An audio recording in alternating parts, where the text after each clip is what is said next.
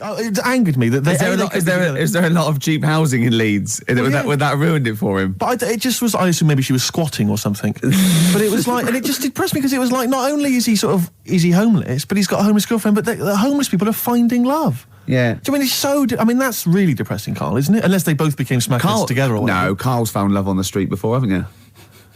How's it going with your bird, Carl? Are you married? No. How long have you been out with her? 7 years. Because you're quite a simple man. Yeah, you're sort of a simple. In a nice way. Ways. I mean, you're like Helen from Big Brother. Yeah, you're sort of nice enough, but I look normal. Well, yeah, you sort of do, but you could be one of those that just suddenly go mental with a pen. Yeah, do you know what I mean? Stab people through the eyes. Yeah. You sort of look normal. But if I wouldn't really want to wind you up to a point of frenzy. How did you meet your girlfriend? Through work. What, through her work? What, you found out and said you worked at the same place. Oh, you're right. Yeah. You're quite an enigma, aren't you? Could you give us more on that? At work. You met her at work. What, she came in selling sandwiches? She was going through the bins outside. What do you mean you met her at work? Why are you having an attack on me? You're the one who's sad and lonely. No, he's done you again. Yeah, but what I thought was interesting was I just scratched at him and he just went mental. Yeah, no, it's like a bear caught in a trap. It's funny, isn't it? You'll never learn. Carl. No, I was just interested to find out what the story was, because it might be a really romantic story. Well, it's not. All right, jeez. I love the fact he doesn't want to talk about his love affair. I was thinking about you in the week, and like, does it worry you? I mean, you sort of joke about it now, and we're talking about it in the office, you know, like, oh, is Steve really touchy about the way he looks? And, oh, what's this? Where's that come from? He's done it again. He's done you again. I was walking home the other night, and I was thinking about it. And do you worry that when you're old, you will be on your own? You did start it, though, didn't you? Well, Carl, I'm glad you brought this up. because I mean, for me, you know, a lightweight, frothy entertainment show on XFM on a Saturday afternoon is exactly the place where I want to discuss the desperate, lonely future that's inevitably coming my way. Oh, God. I'll tell you what will cheer you up and forget all that. A bit of Embrace. Oh, one of the most hated bands. What are these fellas doing? There's a couple it's quite noisy, it's just distracting. Yeah, there's a couple of fellas behind us taking pictures. I don't know why it takes two of them. I think one of them just got, a couple of hours out of the office. Yeah. They're from the, what are you from, X-Mag? X-Ray. X-Ray. What's X-Ray? It's the XFM magazine, Steve. The XFM what? Magazine. And where's that where, is this available in shops? Is it just a giveaway thing? It's kind of giveaway, bit of information on bands. Right. Gigs are coming up. How is it available? Who gets it? It's in top magazines. You're really selling it, Carl. You're obviously a fan of the magazine. It's all right. Yeah. I don't want to make it... This seems now like you've said, let's pretend we don't know what it is. You sell it on air, make it sound... I don't know what it is. Well, I'll show you later. Okay, cool. And if people want a copy of it, they can go to the website and subscribe and you get it for free. That's all right. Yeah. Cool. And you're going to be in it. And we're going to be in it. Centre pages. I don't look my best. I don't dress for radio. And, Well, it's okay, because I'm photogenic, so I'll make up for whatever you... I'll push you forward. White Stripes and their version of Jolene. What did you make of it, Rick? I loved it. Good. I want to ask Carl a question, though, because Carl sometimes in awe of this newfangled world that we live in. What do you think of the scenario? What do you think is going on there? Because it's a bloke singing to a woman, begging her not to take his man. What do you think is going on there? Say again. Well, that's a bloke there singing. Yeah, to his wife Jolene. Right. Were you listening to the lyrics, or? You see, I got mixed up anyway. I thought it was about that one about the person who chucks himself off a bridge. So I was thinking more about that than listening to that one. So right, listen. Well, go on it. Right. Jolene, I'm begging of you, please don't take my man. You flaming locks of auburn hair, even though you can, don't. He's all I've got. You're a beautiful woman. Don't take my man, because I can't compete with you, right? Yeah. What do you think's going on there, though? Because, it's Dolly Parton singing it. We know what's going on. They're fighting over the same man, aren't we? Yeah. What do you think's going on when a bloke's singing it to Jolene? What do you think of the scenario there?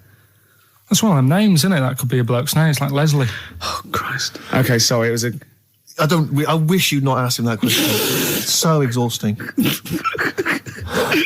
I love him. Do ants sleep, Carl? Which bird's got a cock? Swan. Okay, nice one. Listen, I want to play that song for various people who've emailed and phoned in saying they want requests. We don't really play requests on the show. We'd like to mention them anyway. Matt Barr, Magic Thighs. That's not Matt Barr's Magic Thighs. No. That's Matt Barr and Magic Thighs. Yeah. Kieran in Dublin, Stuart in Hackney, Lisa and Alison in Crouch End, and Glenn in Crystal Palace, who was phoning up with a nice message earlier. All of you, thanks for listening and thanks for enjoying it. Sorry we didn't play your requests, but tune in next time. It'll be fun.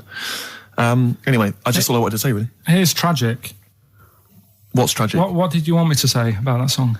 Just your opinion. Your own opinion was fine. In fact, your own opinion is better than anything I could really hope for.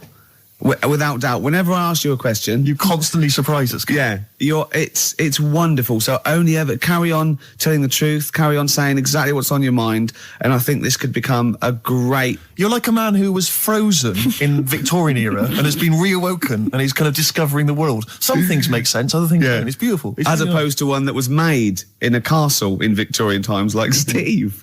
Oh, that's just... Oh, I've joined in with Karl. I can't believe you're on my side. Yeah, no, it was irresistible though, wasn't it? I'm really sorry. Yeah, it was Karl. It was you that worked out the maths and worked out I was 28 because they just worked out I'm 27. You are 27. No way. Yeah, I asked you, didn't I? And I said no, but what I sort of questioned was I said, well, if you're 27 today, that means last week you were 26. Well done. Yeah, that's irrelevant. So therefore, you assumed that I must be 28 then. Yeah. Whereas I assumed you were using, your knowledge of maths, such as it is. I wouldn't do that. No, sure. Wow. I actually got lost in that conversation because I genuinely didn't know what he meant would mean last week you were 26. I don't know what that meant. I don't know what it meant. Wow. Well, it is Steve's birthday. But he would have been 26 last week. Sometimes you genuinely frighten me because it's those staring eyes. There's nothing behind him. It's this little bald head. Looks like Davros looking at me. Genuine fear on his face when he enters into a conversation with another human being. What bit don't you understand? If he's 27 today, he would have been 26 last week, and he doesn't look 26. He didn't look 26 last week. He looks older than 28 today. You've started on his birthday. You're still having a go at him. Karl, I don't look like the kind of hot stud that I actually am, but face facts, that's the truth, mate. Yeah, live with it. Get with the programme, jeez. Well, let's have a little bit of cake. Okay. Oh, that's appropriate. See what it is? But you mean the band, don't you? Not the cake. You haven't actually bought cake, have you? Got anything at all? Anyway, the winners, Karl, I think you took some answers. Tim and Neil. Well done, Tim and Neil. Are they going together or are they... No, two separate. Lucky people. Yeah. I don't think your heart's in it anymore either, Karl. I was all right today, but Steve's really dragged me down. Well, let's... Wait a minute, I just need to know why. No, do you know, people are being miserable around you? Yeah. I was full of beans when I came in. Yep. But you got to remember last week, you were really miserable and that really wound me up. Yeah, because he was having to do stuff. Because, he'd been let down and they were worried about the next show. You were in a terrible mood. Yeah. Look at me like you were. Songs, I wasn't like going off and lying on the settee looking ill, talking in that voice. Oh, he's done you again. I said, just now, being quite friendly. Karl, Steve. Karl, have you ever tried to get into the Monarch for free? Because I'll be honest, mate, it's not going to happen for you. Come out with me, mate, you got a quid off. All right? When you can get in places in Camden for free. Yeah, I'm all right, yeah. Oh, yeah, he's done you. Right, now it's time for Song for the Lovers. Now, this is one of my favourite songs of all time. You'll know this song better done by... That was nearly a sentence. Oh, come on, that was nearly a sentence. What's his name? Glenn Campbell. It's Galveston. Oh, yeah. This is the man who wrote it. This is the original. This is Jimmy Webb. Oh, yeah. With Galveston. From what I can work out, I think it's about a bloke who goes off to the Vietnam War and he's missing his bird. And I've brought it down, haven't I? I've brought it down a tone by saying bird. It's a beautiful song. It was irony. Just play it. Galveston. It's beautiful. Yeah. This is the reason, because actors are often quite handsome people, but yet they're always quite obnoxious. We are. No, I mean, they're normally quite obnoxious, Rick. Again, you're a good example of that. And yet, I think it must be the small man complex. That's what makes them so obnoxious and so kind of desperate for attention. Didn't realise it before. Steady on. Because, of course, I tower above everyone. You do, don't you? I'm, for people who don't know, who are listening, I'm 6'7" tall. That's high. Yeah. And for people who've never seen him, he doesn't hold it well. It's not like he's a sort of handsome athlete, is it, Karl? He's a bit of a... What would you call him? Karl, don't answer. No. Don't get drawn into that. You know the game he's playing. No. Do you know yesterday when you were in the office? Yeah. You did a little move, and it reminded me of Blakey. Oh, I hate you, Gervais. Oh, I hate you, Pilkington. That's a stance. Yeah, but even he held it a little bit better, didn't he? Because he was a man, you know, he had a big coat and everything, and a peak cap. But, yeah. I can't believe you. Like, I've not suffered enough from being freakishly tall. Now, two of my best buddies live on radio are just... It's not just the height, though, is it? It's the posture and the face and everything. But it's got your places, hasn't it? No? What do you mean it's got me places? I think people give you a bit more of a chance in your career and stuff, 'cause it's like... What, yeah, stacking shelves? Because I can reach to a high level. Muse, Plug-in Baby on XFM 104.9. Ricky Gervais, go on. Well, yeah, but I know you guys are laughing about the height thing, and for those that have only just tuned in, I am 6'7" tall, which is tall, and that's big, and I pride myself on it in a way. You know, I've worked hard, I've not smoked, I ate well, you know. Yeah. It's an accomplishment, but obviously I didn't have much involvement in it, I just am, and it's a curse because mainly the problem is that you can't get stuff, you can't get clothes, you can't get shoes, you know. Yeah, he's size 14 feet. Yeah, but it is genuine, and I don't know, I mean, it costs a lot to buy a pair of size 14 shoes, and if you were genuinely poor, I don't know how you'd afford to be tall, because the clothing costs more, everything costs more. I've seen this in comics that you'd actually go to school in a barrel. Wearing a barrel. With just braces, it'd just be a barrel, and you'd have sort of flip-flops. And you'd take a mule with you. They all had a mule, didn't they, the poor people? People always think, like you'll be in a pub or something, and people just think they can talk to you about it. They just think, hey, oh, you lanky, it's just like, because it's like they But that really annoys you, doesn't it? Well, it annoys me because it's like they think I should be proud of it. Like, well, exactly, but they don't think that this is not a disadvantage, this is not a disability, is it? You're taller than most people. It might get a disability. No, if you were 8'3", it'd be slightly disabilitating. You would, but disabilitating. What? Disabilitating? Yeah. No, you're a medical man, aren't you? But no, the point is, it's a disabilitating because when you go on public transport, like if you're on a coach, the only place I can sit on a coach is that seat on the driver's lap, either on the driver's lap or that seat at the very end. Yeah, you know which sits into the aile. Yeah, that's the only place I can. Well, sit. You stand up, some sort of kids at the back waving at drivers. You could drive it from the back. Here he comes. Watch it. Were you a tall baby? Oh, Mr. and Mrs. Merchant, you've given birth to a basketball player. Look at his dribble already. Were you a tall baby? Babies aren't tall. Oh, at what point did you suddenly, like, Jesus, nothing fits me? Well, it didn't happen overnight, Carl. Let's do a little graph. How tall were you at 5? Oh, I don't know. 3 foot. 3 foot. How tall were you at 12? 6 foot. 6. What are you really? I don't know, do I? How do I remember? I don't remember this. Well, when did teachers start calling you freak boy and lanky? They didn't. It wasn't didn't they? So much. It was no. You went to a funny school. I went bowling with him once. So I'd never been bowling before, and he'd been once before. And he went, "Let's go to this bowl." We went to a bowling alley, right? And you have to wear these special shoes. Now they're sort of like pointed things anyway, and they're multicoloured, sort of red and green. They look pretty weird. And the woman said to me, "Oh, what size?" I said, "Oh, 8. She went, "Yeah." "So what size are you?" He went, 14. She went, 14. He went, "You probably haven't got them." She goes, "Yeah, I think we have got one pair." And she put them on the table, and it was like Krusty the Clown. And I just started laughing. They looked so long, and he had to run round this bowling alley in these freaky clown shoes. But they don't look freaky clown like when I'm wearing them, because the rest of me is in proportion to it. It looks like a little wall bracket. One of the worst things that happened to me was when I was like, I don't know, when I was about 16 or something, we went to, There's a fire alarm going off. There's a fire alarm going off. And the fire light's going off. Yeah. Should we not just maybe play a record and go and check that out? Wrap it up if you want. No, not wrap it up. Play a record. I'm going to go. No, it's gone off, Rick. It's gone off. Oh, well, we might have burnt down. Yeah, I think we'd know about it. The flames licking around our ankles would be a clue. God. I'm going to go and investigate. You shouldn't ignore a fire alarm, did you? Blimey. We're entertaining the nation. Oh, look at him. He's scared of fire. What do you mean?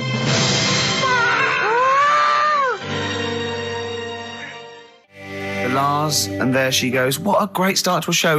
We've had 20 minutes of some of the best banter, chatter and music and anecdote anywhere on the dial. You're damn right. High five. Yeah. Sweet, man, sweet. Oh, what are we talking about? Now, well, I love that track. It's lovely. They've got a bit of the Liverpool gene, Paul, haven't they? That sort of doddy. You know what I mean? I like the Scouse sort of look. You know, the Cilla Black and the Stan Boardman. Yeah, it's particularly unique to Liverpool. It's sort of happy in teeth and ears. And, it's happy in teeth and ears. Yeah. Oh, brilliant description. Yeah. Happy in teeth and ears. Yeah, that's just 3 of my friends. Yeah. Now, we've got a great track lined up, haven't we, Carl, that I brought in?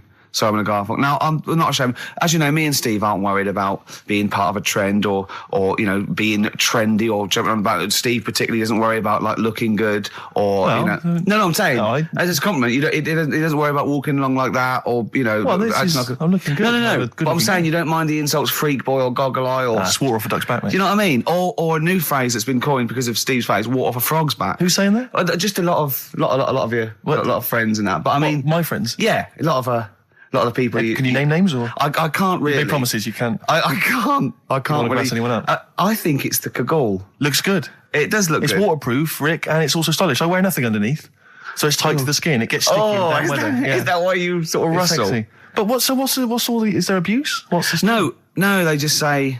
Because I'm a pretty trendy guy, but I, as you say, I cut my own trend. You know, I make my own style. Oh, dear. So just go back to insults briefly. Go on. You know, saying.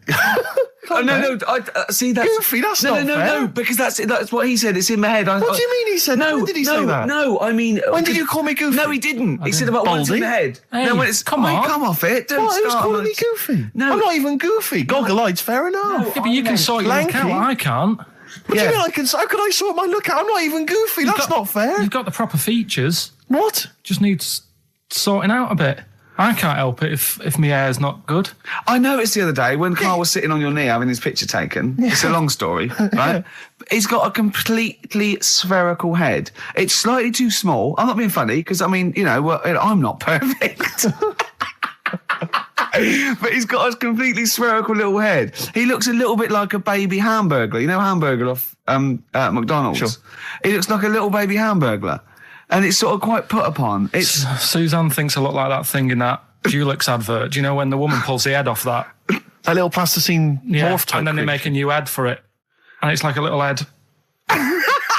Really? And that's your girlfriend saying it. I know. Anyway, listen, let's get back to business here. This is a great track. It's America by Simon and Garfunkel. This is where I started saying we don't care about being trendy and all that. That was it. Because I just want to mention to people that they should be very excited because it's going to be Carl's special night tomorrow. You excited, Carl? Oh, yeah. Oh, this is, me and Steve, because we were nominated, we get a guest. For the BAFTA Awards. And it doesn't say guest, it actually says, partner. So I'm taking my partner. And Steve's taking Carl. Yeah. But what Carl doesn't realise is you will have to pretend you're his partner, otherwise you wouldn't be able we'll have to hold hands when we go on the red carpet. Is this really your partner? It's not just a guest.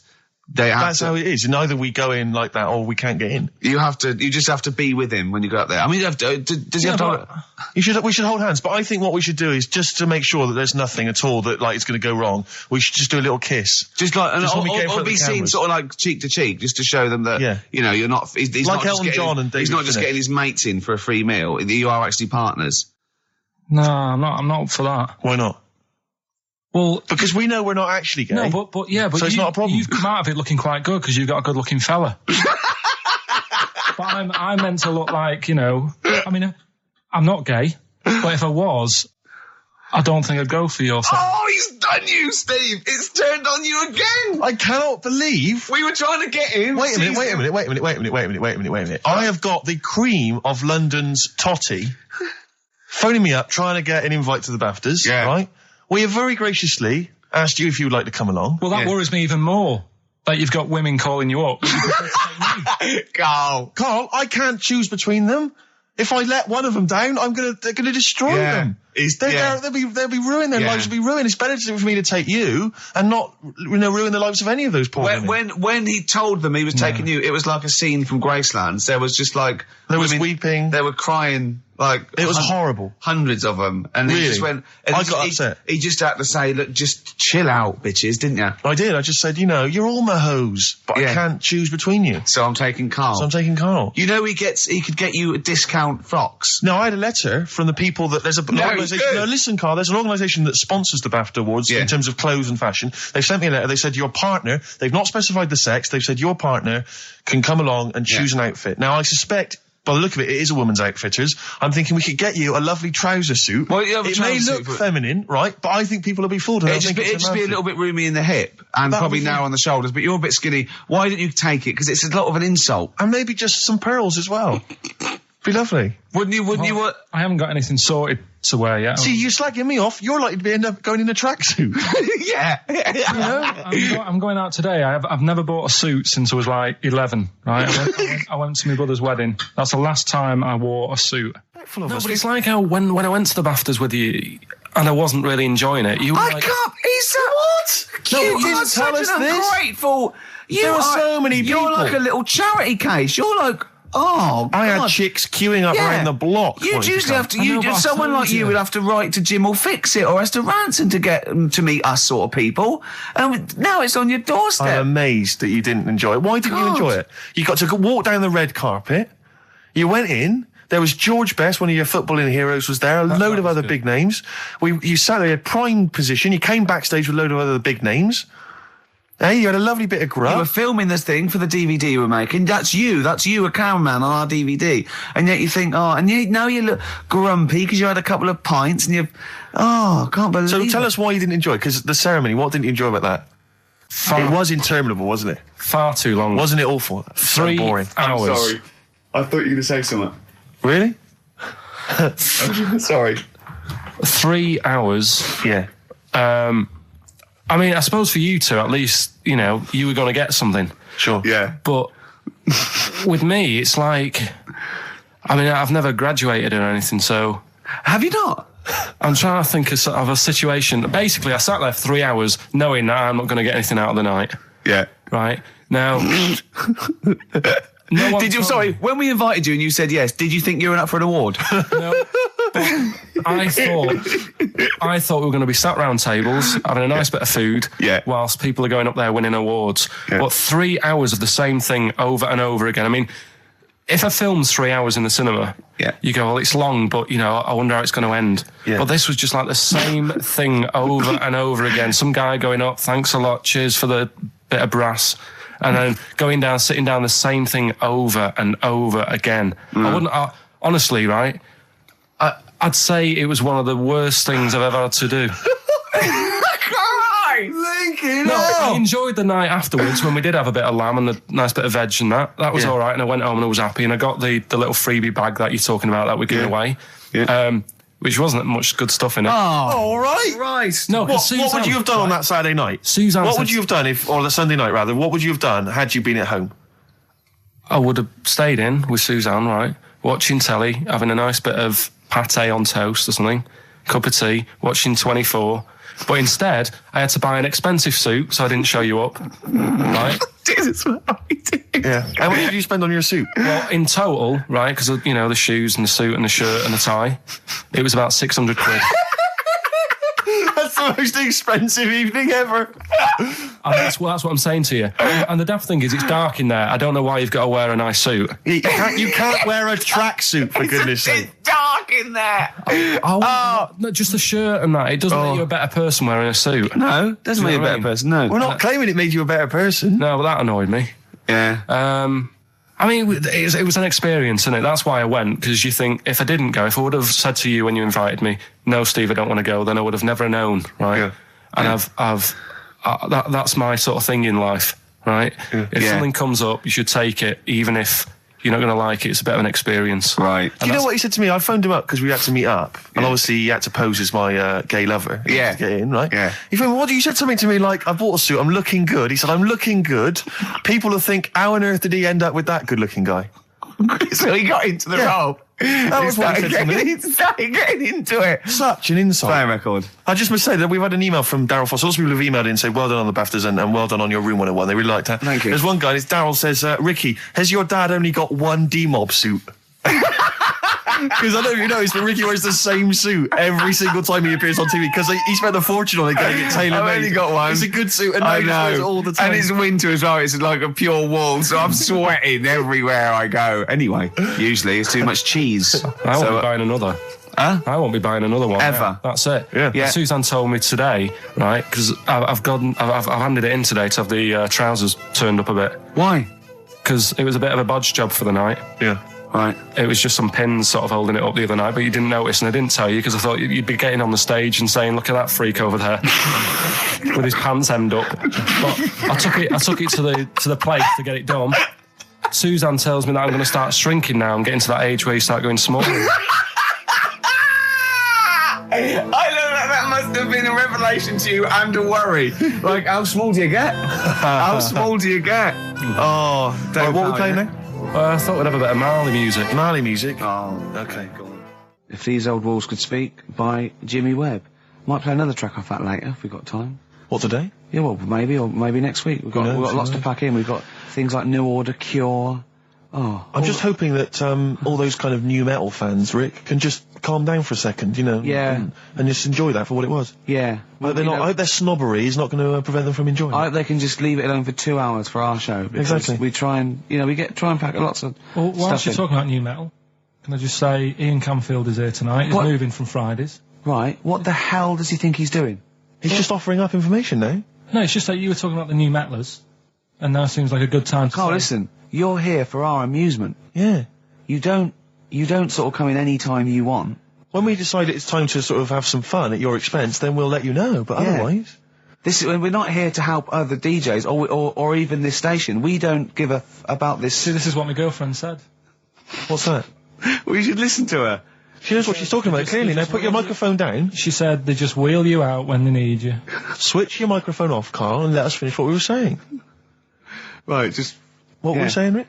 Ian Camfield has got a rock show Oh, right, yeah. starting today. It's 4 hours of pure rock. Yeah, he's probably here smoking, drinking Jack Daniels and just like having pictures of Vance put up around him to get in the mood. Then he'd go out and rock. Carl, don't be silly. Turn your microphone on.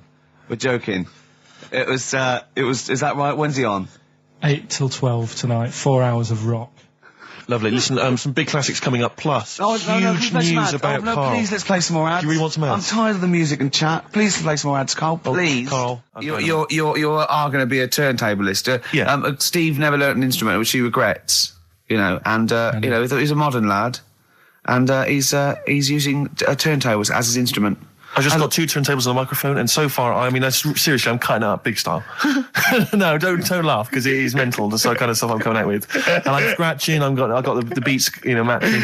Can you imagine that? Shut up! It's that. No, if look at the Chemical Brothers, for goodness sake. If you're talking about freaks, look at those weirdos. Man alive! At least you cut your hair at Gavin. You know that whatever it's called. They used to kind of at least faintly appear in their videos. The next one is just some shots of like what you see from outside a train. To them, that is more glamorous and exciting, apparently, than seeing the lads themselves in the video. Who do you think's cooler to look at, Steve or the Chemical Brothers? Steve. Definitely, yes. You're absolutely right, Carl, and that's the first sensible thing you've said for a long time. If I was to work with Steve on some music, if I had the choice, I think Steve would look better on an album cover. Really? Yeah. What would you do? Would you change him at all? What would you do with his image? I'd put him in the distance, so I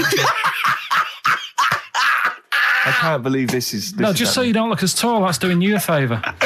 I was on this is true, I was on the tube, right, coming in to meet Gervais the other day, and I was wearing a suit, and my mobile phone slipped out of my pocket, and it landed on the seat, and I didn't realise this, and as I was about to get off, some bloke who was sat there like an old guy, he picked up the phone, he went, "Oi, lanky, you dropped your mobile phone." And I was like, well, I thank you for pointing out I dropped my phone, but did you have to do the lanky? But you knew who he meant. I bet you turned round straight away. It worked. Knew he meant, Steve. But he's done you again. But I was the only person stood up. It was a fairly empty train. Was there any other lanky people there? No. Well then. No, but my point was there was no one else at all who was about to exit the train. Okay, so he didn't need lanky. He could have gone, "Excuse me, sir," or "Oi, you," anything, but "Oi, lanky." I know. It's that thing, though, isn't it? That's what I'm talking about. You say the thing that you don't want to say. It's like me with Ken Dodd and Will. I think he wanted to say this. Oh, well. I think he took pleasure in it. I think he went, "That bloke's lanky. I shouldn't say that." Yeah, I should. Oi, lanky. What's he dropped gonna your do? phone. Yeah. Do you want your phone back or not? Electric Soft Parade. Same way every day on XFM 104.9. I'm Ricky Gervais. With him, Steve Merchant. Sure. Rick, I only had one thing I had to do all week. Okay? What was that? I was so excited about getting up Friday morning, phoning, getting Bruce Springsteen tickets. Yeah. The Boss is playing in October. And basically got up too late. Well, not sold out already. You just Sold didn't out. It had sold out, but I've started calling about 12:30. It sold out. I trawled the net. I trawled all the phone lines. Some of those buys are bulk buys for selling on, aren't they? They're not all individuals. This is the problem. I mean, I don't know how many people they can fit in Wembley Arena, but sold out by 12:30, and that's popular. Wembley Arena? Yeah. It's about 12,000, isn't it? I was so gutted. It was all I had to do. I was so looking forward to it. I phoned up one of those like quite dodgy ticket agencies. Do you know how much he was offering to, they're 45 quid to buy. He said the starting price is 225 quid. I mean, that to me is like a ticket tout, like a legal ticket tout. Are they allowed to do that? I don't know. It's crazy. I was so angry. They'd have to say their booking fee was £150. Yeah, exactly. So but now I'm like desperate. I don't know what to do. I'm just wondering if I can abuse our position on the radio and just try and scrounge them from anyone who's listening. No, I mean anyone who's listening who's got the power to get them, or... This is begging, isn't it? It's exactly what it is, Rick, yeah. Yeah, I was going to try and dress it up. Yeah. But it's just begging. That ticket touts after you as well, for dissing him. Ricky.Gervais... Don't bring me into it. Shut up. Ricky.Gervais@xfm.co.uk. If there's anything you can do to get me a ticket, I'm willing to pay for it. Up to the price of 45 quid. Yeah, wow. No, second hand. Yeah, 30. Yeah. You don't want to throw your money around, Steve. I'll give 25 quid, come on. Don't you know who I am? Yeah. But that, I mean, do you know what I mean? Because I'm just, like, I asked Karl if he could sort it out. He's done nothing. He's achieved nothing. I know. So I'm just desperate. I'm in a desperate situation and I don't quite know what to do. I'll tell you this though, Karl. Don't bother doing favours for him because he's not grateful. You give him something and he goes, right, does this mean I have to give you something back? And I go, well, no. He goes, good. Well, I got you Cure tickets and you did nothing but it was whinge about rubbish, it. that gig. There you go. It was rubbish. I went along to that gig. It was a balmy summer's night. The Cure, as far as I'm concerned, owe me a balmy summer's night because I wasted it. Hour and a half they played for. They played 4 hits. I don't want to hear their dirge from like some dodgy album and from like 1984. I'm not interested. Play the hits. Boys Don't Cry, Love Cats, blah, blah, blah, blah, blah. Instead, I got nothing. I was so angry. I was just, oh man, I was You were probably angry at Karl, weren't you? I was angry at Karl for wasting my time getting me the tickets for free. What I mean, if I paid for it, are you getting to see what sort of a bloke Steve Merchant is? Doves, Caught by the River on XFM 104.9. I'm Ricky Gervais, Steve Merchant, hello, Karl Pilkington and everything. No, I'm going to be honest with you. Go on. A little bit hungover, didn't feel very well. Yeah. I don't know if I'm hungover or still a bit drunk, but I don't feel... You sound like you're still a bit drunk. Yeah, so what I'm worried about... You do every week, so... But what I'm worried about is that the standard will slip. Yeah, if I'm not right on the ball. And the other thing is I haven't had a lot of time to prepare the show today. Okay. So I don't feel, 100%. Yeah. I haven't done it. Karl. Right. Look. Have you finished that sentence? I don't make me laugh because it hurts as well. And there's another side effect to me being a little bit hungover or drunk or whatever, right, is that I can be annoying. Right, yes. Because just to amuse myself, I sort of like turn my body off a little bit and just poke and like that and annoy people and that. I want to sort of like... Well, you do the physical equivalent of freewheeling. Don't you? You just I sort of want to climb on Karl and go to sleep on him. Yes. Do you know what I mean? Yes. They both annoy him and it'd be comfortable. Yes. Which is...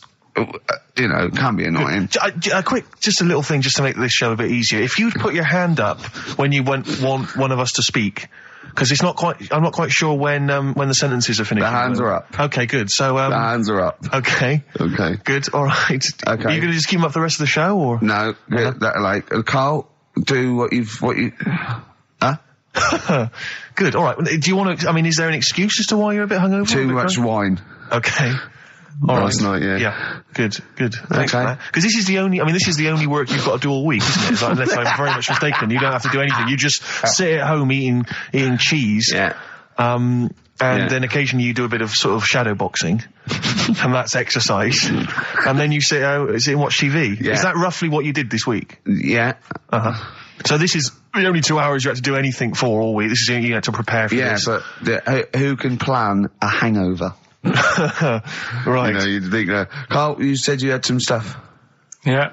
What have you got? I love the fact that, whereas I was a little bit slow, Karl there leapt into action to keep this show afloat, keep the pace up. Go on. Right, well, Karl, are you hungover as well, or? I'm just a bit annoyed because I'm with you. Do you know what I mean? He hasn't got much to do all week. You're having a laugh. What? What angers me is I kind of hope that maybe I could have quite a long career in radio, and I sort of feel like I don't know, the word sinking ship. Those words spring to mind. But... Because it feels like, I mean, Carl, you're just a chancer anyway. You weren't even supposed to be on air, and we've made you into something of a household name, and that's cool. Household name. And Ricky's already a celebrity. He's got it stitched up. He's got corporates. He's got, voiceover work. But I've got nothing. I'm running on empty. I'm not, nothing. I've got nothing. I'm sort of dependent a bit on this. Yeah. Financially. And, go on then. What and you two are sort of bringing it down, really. Right. Do you reckon I can get my own show, Carl? Carl. Tell them what I did out there with a bit. No, Carl, tell them how funny I was out there with a bit in that a minute ago. So anyway, come on, I'm bored of this. I'll tell you what. will we tease them with what we've got coming up next? Yeah, Carl, tease us after the next record. I think we've already got them for 2 hours. Yeah, we've hooked them, Carl. Don't worry, this is textbook radio. What's this? Badly Done Boy. Yeah. Rick, can I just... Sorry, I don't mean to abuse our position again, but... Bruce Springsteen's performing in London tomorrow night, and you remember I made an appeal to try and get a free ticket. Yeah. Well, I don't even mind paying. I tried to pay, but that's good of you. No, I'm a generous kind of guy. And I thought you were mean. No, go on. What are you going to say? But you were all I'm saying is, face value. I mean, you don't want to be ripped off, do you? No, don't be crazy. Ideally half price. Yeah. And I've been chasing kind of my tail, really.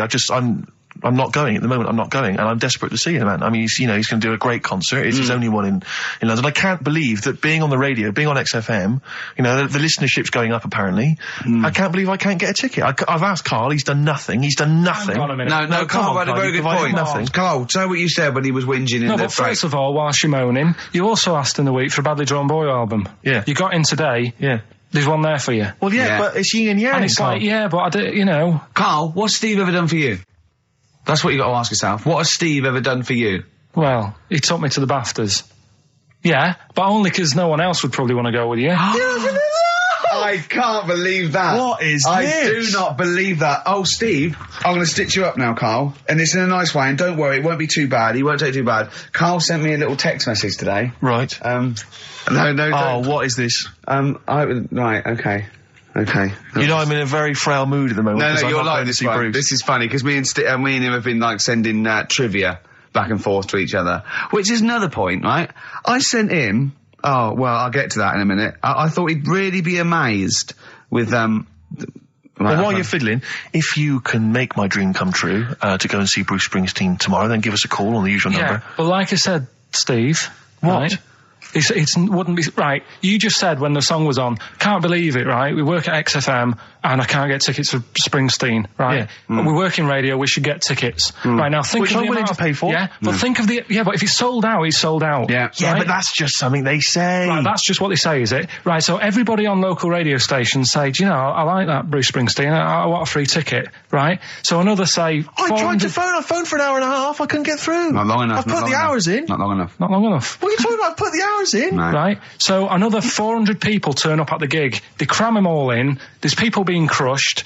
They've paid the money early. They were up early that day when the phone lines were open, whilst you were probably sleeping and that. So they're dedicated, and they're the ones at the front getting crushed.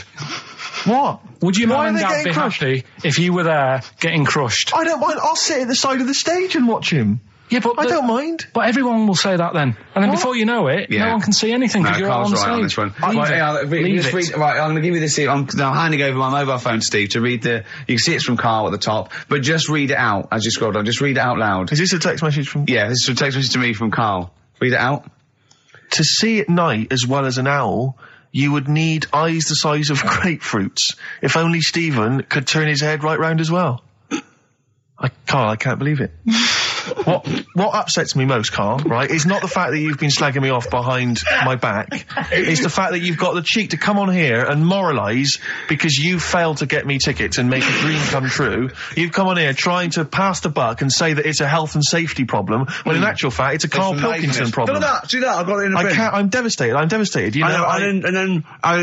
play a record. I'm upset. I should have eaten this banana off air. What's the number? It's 08700 800 1234. But if it's sold out, Steve, it's sold out. Got a bit of a classic here. R.E.M. I bet if Ricky wanted to go, it'd be fine. I'm sure someone could sort it out then. Who? Oh, if Ricky Gervais wants to go, then I'm going. Are you? No. You want some tickets, then? I had a bit of good news this morning. Go on. I was on the tube coming down, and I don't want to sound arrogant, I don't want to sound pushy, but I was at Green Park, and I'm fairly certain, Rick, it's not 100% corroborated, I'm fairly certain that a woman pinched my arse. So what do you think of that? Yes. There's a lot of pickpockets around Green Park. No. My wallet was still there. Really? But even if it wasn't, that would have been money well spent. But the wallet was still there. So what do you think of them apples? Eh? So what did you just pinch off? I can't confirm it at this stage, exactly what happened, but it certainly felt like a pinch. I looked round, there was a woman behind me. Right. She was fairly old. I think she's probably in her mid-30s. Right. Kind of reddish hair. Right. I don't know if she's listening. Right. But she knows where I am. And so I don't know how to proceed, really, Rick. I don't know if it's worth putting up some posters around the Green Park area. Well, what you could just to try and corroborate it. If you saw a woman pinch the lanky guy's arse, you could probably get in contact with British Rail and go back over their CCTV cameras, yeah. And then they could probably zoom in and, sort of identifying sort of birthmarks, or she might have been holding something. Then I could hire a private eye. Yeah. Again, money well spent. Well, so there you go. I'm just saying maybe maybe things are looking up. Things it's getting towards Christmas. The worm has turned. I mean, it's a little sexy story to get the show going. It is but what do you make of that then, Carl? Because I know you're quite damning. What's your answer? Well, I mean, you're quite a tall fella. Sure. So she must have really wanted to sort of reach up and have a pinch. Mm. Do you know you think she was a dwarf? She did it with her teeth. He didn't say she was a dwarf. No, but Steve's taller than, his arse. Yeah, but his arse isn't 6'9", is it? His arse is about 3 foot off the floor. 4 foot? What? 4 foot off the floor? No, I don't think so. About 3. She'd have to be a midget to have to reach up to pinch Steve's arse. He is very tall, but I don't know what your point is there, Carl. You're just trying to, you're just. I think maybe just a little bit jealous. Just a little bit of jealousy. How many cats do you say you've got through? I'd say whilst I was living at home. I mean, it's still on the increase, even though I'm not there. So whilst I was there, probably 5. God. Oh, wow. Oh. Yeah. And were you upset each time, or you just got used to it? It's one of them things, isn't it? Like I've said before, when you first see something, it's a bit of a shock. Do you know what I mean? It's like the Elephant Man or whatever. Yeah. First time you see him, it's that sort of, oh, look at that. Yeah. Do you remember the first time you saw Steve? No, I'm not being funny. Do you remember the first? Yeah, but I've said this before. It's always, then you get used to how people look, and you don't... No. I'm gonna burst. You have to play a record. No, what? Because I see Steve's face. No, but I've got used to it. Shut up. Carl, you know our mate Johnny, he's a Doctor Who fan. Yeah. Do you remember, he bought, the Doctor Who magazine, and he went, to the toilet, and Steve got post-it notes and put geek on every page, and Johnny opened it on the tube, right, and it had geek and everything, and Johnny bought in the new Doctor Who magazine, I think this week's or this month's, right, and they've done the perfect Doctor Who fan, right, what the geek is, right, and it looks exactly like Steve. Alright, don't ever go, Rick. It does, and he went, and I'm going to try and put it on the website. It's amazing. It's got your hair, glasses, it stands like you, it's sort of dressed like you, and it's only, it's hilarious, and he was, I mean, I'm insulting you now, it sounds like an insult, but if you'd see it, you'd laugh. Play Well, Rockbusters, right? Yeah. Right, here we go. Just a little bit annoyed. Just, 3 clues. We've lost all the energy in this show, haven't we? Well, I can't get over that insult. I'm just a little... No, Three. it did though. It just came out, no, I can be honest with you. It came out of left field. I wasn't expecting an insult. No, and, but I I think thought there was a sense of camaraderie on this. Just email in, ricky.gervais at xfm.co.uk. I'm just annoyed. I can't What are we doing? I'm just reading out the clues. Should we put this, let's put this one in for the Sony Award. Let's put this show in for the Sony Awards. Play a song, Carl, because I need to discuss things with him. I've talked before about him Edit slagging it down. Get this down to 3 minutes. It'd be a great show. Rockbusters in a minute. XFM. Lonesome Day by Bruce Springsteen from his new album The Rising on XFM 104.9. Ricky Gervais, Steve Merchant, Karl Pilkington. Woman just phoned in and said to Karl, stick up for yourself. Don't listen to that Merchant. He does my head in. He's so arrogant. I don't think I'm arrogant. I think I'm mean. Yeah. I just think I'm sort of objectionable. I don't think it's arrogance. I think it's sort of nastiness. Yeah. I'm just not a very nice person. But believe me, I'm not arrogant. I think I'm pathetic. What were you talking about earlier about glasses as well, and Steve taking his glasses off? What was that? What are you saying that in front of him now for? Was it an insult? It wasn't really an insult. Carl, what were you up to? No, what was it? I genuinely don't remember. I genuinely don't remember. Right, Steve, I'm not having a go. Right? Just saying how people, it's a bit weird that you've got glasses because you've got a good pair of eyes on you. Right? That isn't an insult. What were you talking about though? What was it? Why did it was the fact that people who wear glasses always look a bit weird without them on. It's like, you know, they should wear glasses.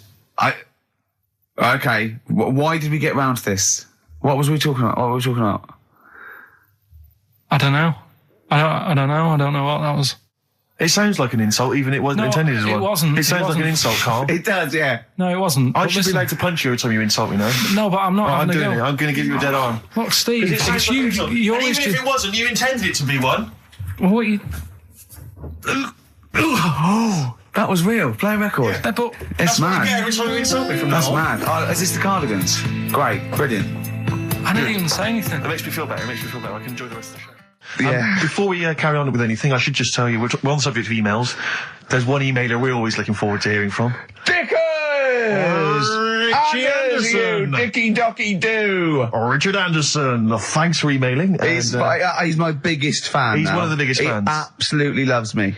But not afraid to offer some constructive criticism. Go on, that's the great thing about Dickie. And from Anders this week, he says, Ricky, I'm lazy, I talk nonsense, I'm badly organised, and I believe in ghosts. Can I have a job working on your show?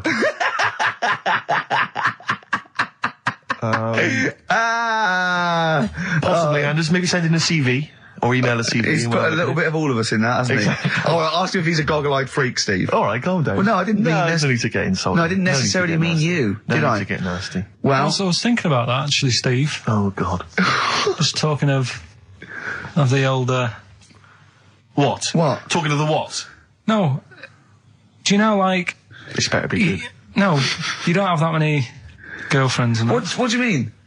Carl, why are we on this? I was defending you in the whole monkey discussion. Come on, what's your point? What's your point? No, what's the point? I just was thinking... If there was an infinite number of Steves? You're an odd-looking fella. Come on, Carl, get to... No, I know that. I've told you that loads of times. What do you mean, I know that? Well, there's no point pretending anymore. Steve, I'm flabbergasted. But also, you don't like spending money, right? He's mean and weird looking. Valentine's Day. Are you sort of... you know... You've got to love him now, haven't you? What are you happier with? The fact that no girls like you enough, right? This is really mental. Or are you happy because you don't have to spend any money on a card for someone? A little from column A, a little from column B. Right, let's have more monkey news. What have we got? No, we've got so much to get into this show. Insults. We don't need the insults. I think we've got enough. We don't need the insults. Yeah, there's no more insults. What angers me with Carl is he's been planning that. No, I haven't. I was thinking about it on the way in because Valentine's Day is coming up and I'm not a big fan of it. Right? Condoms? You bought your girlfriend a box of condoms for Christmas. I don't think you can have a go at me. To be fair. No, but I don't just treat her on Valentine's. I'm always... Do you know what I mean? You don't even treat her on Valentine's. You don't even treat her at Christmas or on her birthday. When do you treat her? Hang on a minute. Wait a cotton picking minute there. Oh, why I order. Wait a minute. What was that? Tiffany dog. I treat your girlfriend better than you, and I've only met her twice. I took her out last night and she enjoyed herself. Where'd you go? Until she had to write the check. Where'd you go? To a chippy. A really... No. Play a record! It was a chippy? No, a really quality one. Right. Oh, God! Under a fiver for two. Oh, nice wrapping. Not newspaper, greaseproof paper. And bread. That's Feeder, Just the Way I'm Feeling, on XFM 104.9. Ricky Gervais, Steve Merchant, Claire Sturgis. Well, he's defying me. He's not calling in. We're going to give out his number and he's not calling in. That's even more annoying. Who do you think he is? I don't know who he thinks he is. I'll tell you what. I'll tell you who he is. Yeah. He is a little bold Mancunian. Let's never let him forget that. Is. I don't know who he thinks he is, but there's the fact. Just, Carl, call in, because you're annoying me and Steve. He's been slagging you off as well, Steve. Well, go on. What's in the week, you know, he was slagging you off. I mean, in the week, I was joining in and laughing along, but now I'm thinking but now I'm thinking that you're more on my side than he is. Thanks very much, Rick. I'm glad to see you've come round. He said he was. I was in the pub with him and Johnny. Oh right, so there's a little audience. Good. And he went, have you seen Men in Black 2? I went, no. He said, have you, Johnny? He went, no. He went, there's a thing in it that looks just like Steve. Mm. And I went, what? He went, it's a thing, it's got really gangly arms and bulbous eyes, and it just works really fast in the aliens registration thing. And I went, all right. I said, we'll bring that up Saturday. Since he's not here, you know, what do you think of that? Well, the reason is, I think the problem I have with is this, that if I was to say things like that about Carl, I'd destroy him. He'd be a broken man after I'd finish with him. Call in, Carl, or Steve's going to say a few things about you. I'm going to get a couple of home truths out there. I can't believe it. I cannot believe it. Yeah, we were, you know, at the time I was joining it, we were having, you know, slagging you off on other things as well. Sure. But now I'm thinking, maybe you were wrong. Maybe I was taking the mickey out of the wrong person behind their back. If you receive any phone calls from people you don't know, we don't know anything about that. Instantly, we don't know why that is happening. That is just going to be a weird, spooky thing. So and don't bother telling the story about Men in Black 2 either, because I don't think people will be interested. Actually, on the subject of Men in Black 2, what? Have you seen that, Steve? No, I haven't, Carl. Tell me about it. You should see it. Go on. Why? Because there's this thing in it. Go on. What, a stupid, bald Mancunian tosser? No, weirder than that. There isn't anything weirder than that. Big eyes, it was gangly. Keep talking. You've got to see it, because you wouldn't believe how the likeness and that. You've got to get the film out tonight. Right. It's not as weird, it had a normal voice, right? He's done you and he's not even here! I'll tell you what, mate, it ain't worth coming in next week. Stay on the line, Carl. Play a record, Claire. Kings of Leon, Molly's Chambers. What do you think of that, Carl? Alright. There's a surprise. Another insightful remark. Steve is not a fan now. Not only does he know you've been slagging him off behind his back. No, I wasn't slagging Steve. If you get it out on DVD tonight, you'll know I'm not slagging you off. It could be your brother. I love the fact that it makes it worse, but he's thinking you're going to go, oh, he wasn't slagging me off. It does look like me. I do think I'm an alien. I love the fact that you hope Steve will go, he's got a point. It's a spitting image. Yeah. I am, seriously, Carl, I'm really angry. I'm so angry with you at the moment. You haven't seen it yet? No, I know, because I know what it's going to be, and I'm just... Why? I'll tell you why I'm angry, because he doesn't do it in jest. No, but what do you think it's going to look like? What do you think this thing's going to look like? Going to look ludicrous. It's not going to look anything like me, but he's going to pretend it does. Go on, what? Go on. No, it does look like you. Yeah, of course it does. And you looked like the Human Z. Well, I mean, to be honest, you did a bit, Carl. You walk like him, you're bold like him, you got a sort of gormless face like him. Any more? I don't smoke. That does. I'm not arguing with you, I'm not well on that. Oh, you're not well. What exactly is wrong with you, you whinger? Well, it's just, do you know, like I always tell you about the restless leg syndrome I've got? It's like that, but all over. So you're just shaking around the house? I'm just, yeah. What do you look like, Elvis? What are you doing? You're shaking around the house. I'll tell you, with your bald head, you probably look like an enormous vibrator. Oh, God. That's what you probably look like if you strip naked. Oh, you'll have the Scottish widow coming round. Oh, dear. That's, what's her name, by the way? I heard you talking about that. That's, Amanda Lamb. Amanda Lamb, who's in the Place in the Sun programme. Is she actually a widow?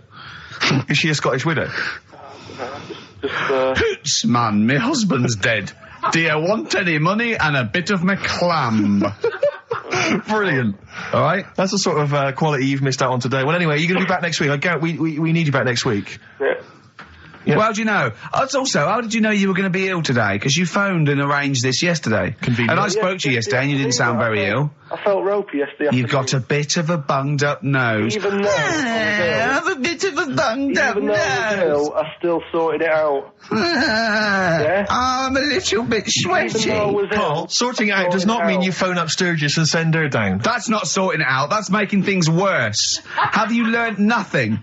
Thanks, Claire. If you're not part of the solution, you're part of the problem. Mate. Yeah. My leg's a little bit achy. Oh, wearing wet jeans. Oh, I put wet jeans on again. My lasagna it was frozen. Can you hear the venom and hatred in our voices today? We genuinely are upset and angry with you. Yeah. Can't believe it. I cannot believe that Right, well, the thing is, we'll be back to normal next week, right? We've got Billy Elliot doing the film next week. Right. Any prizes? Got some good stuff. Have you got any films with Burt Reynolds in to give away on VHS? And I'll see you then. Great, we're looking forward to it already. I'll see you later. See you later. Hot heat, bandages, XFM, we're off, innit? That's it, it's all over. Yeah. Back next week. Yeah. Thanks, Claire. Bye. Total respect. Yeah, Yes. nice one. Keep it real. See ya. Carl, I need the phone number of your girlfriend. Let me explain why. I was lucky enough, once again, to be on your quiz team this week. Ricky... Still to beat me. He's still to beat me with his team, yeah. Second I came. The gang here and some friends, we sometimes go down to a pub quiz in the local area, and I was very nicely, I was invited by Carl to be on his team. Twice now I've been on that team. Ricky's always on another team. And what can I say, Carl?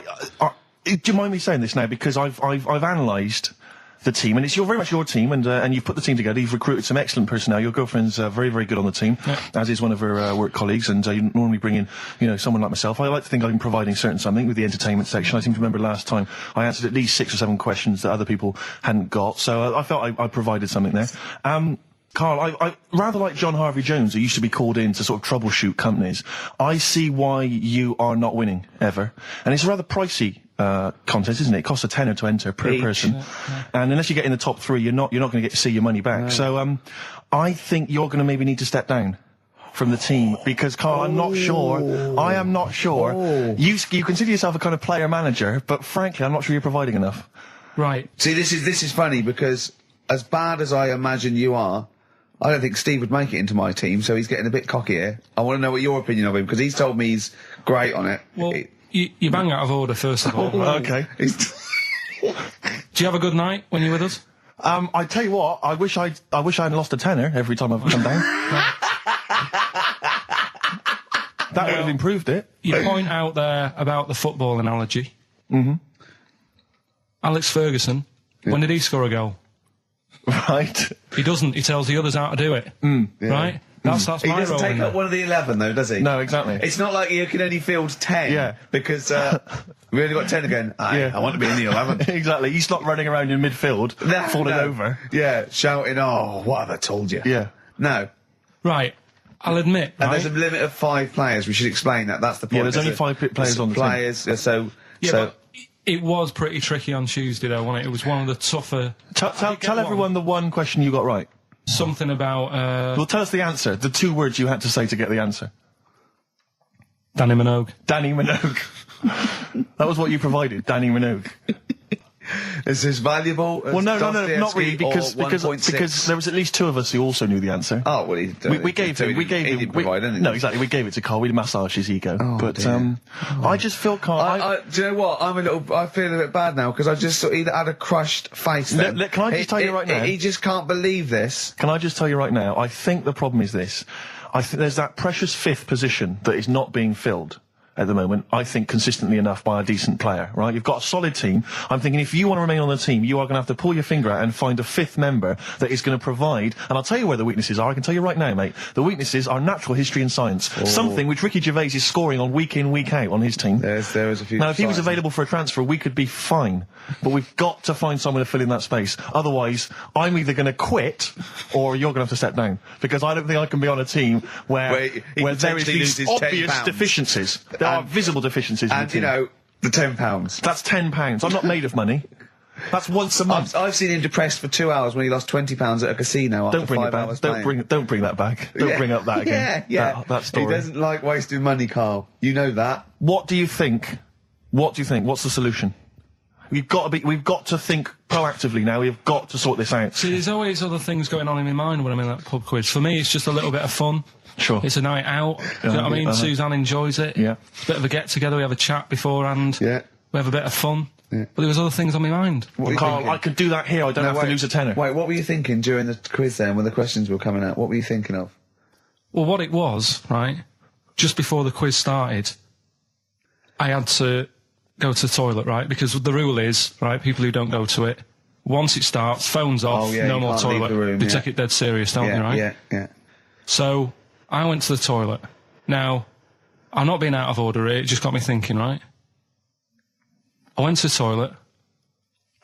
The gay fella in there, right? There was a gay fella in there. Gay fella in the toilet. Now, how could you tell? How did you know?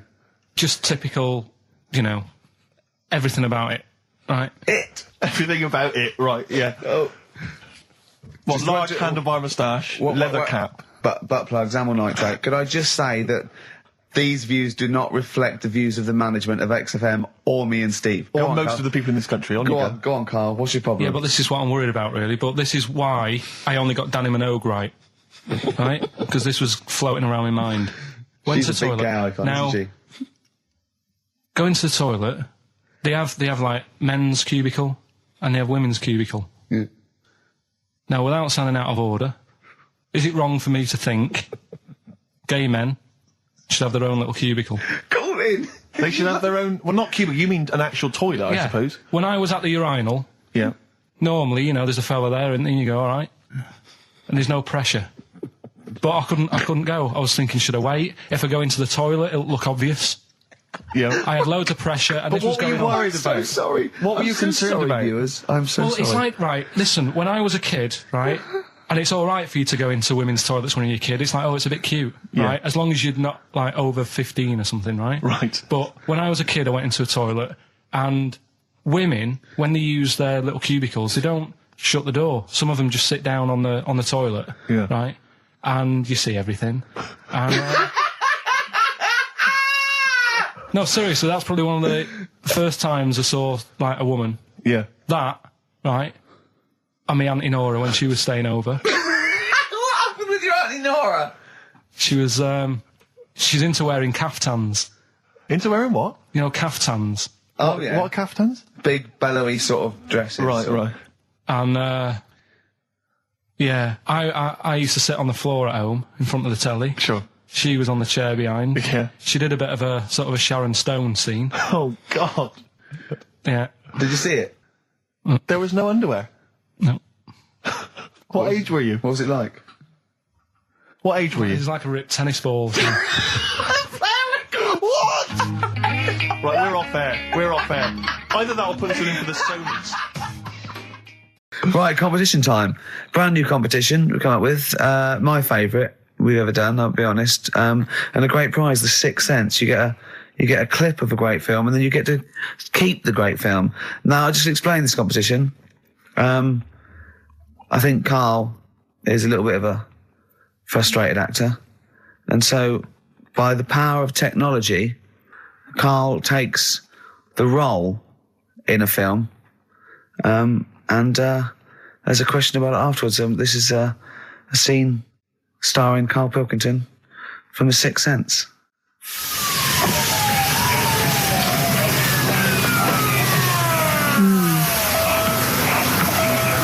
Jeez, I hope nobody got hurt.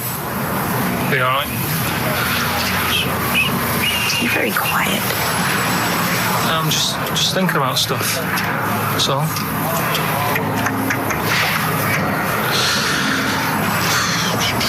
You're mad I missed the play, aren't you? A little bit annoyed, to be honest.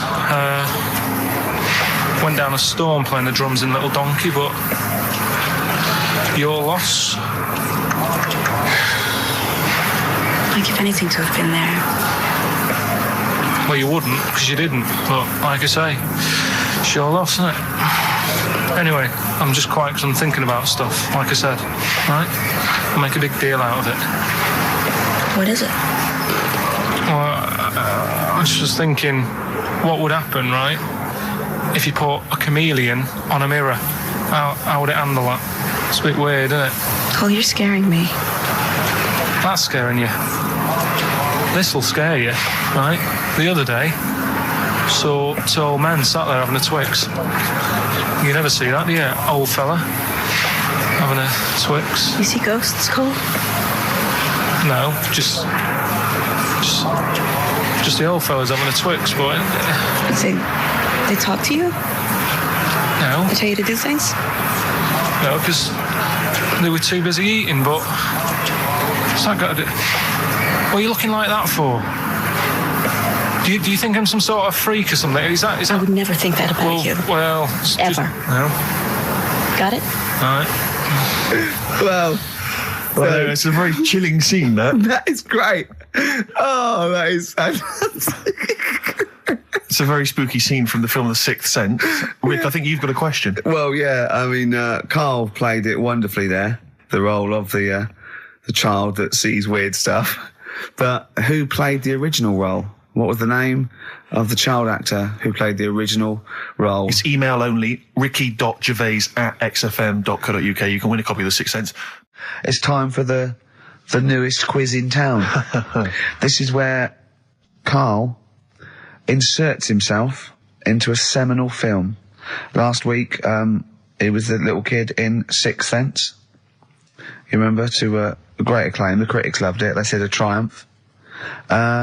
This week, he's fiddled with The Graduate. This is the scene where, of course,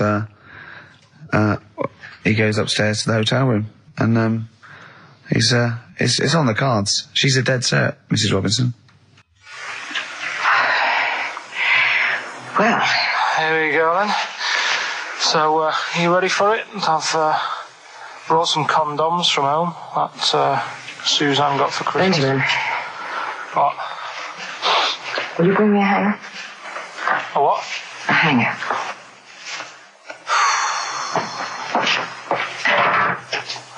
Tell you what, I've got wood.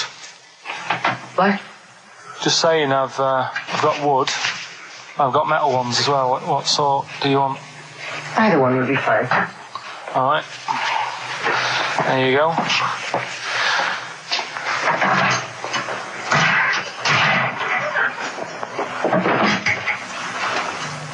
Are you afraid of me? No. No, I've seen weirder things than you. Have I ever told you about the two lads I went to school with who had big heads? Webbed fingers as well. But not related, and weren't mates, but both had the same thing, which is a bit weird. Yeah, I've never found out what was wrong with them. Can I ask you a personal question? As long as it's not about my head being round, because Ricky's always going on about that. He's saying I've got a round head. Well, you can admit that, can't you?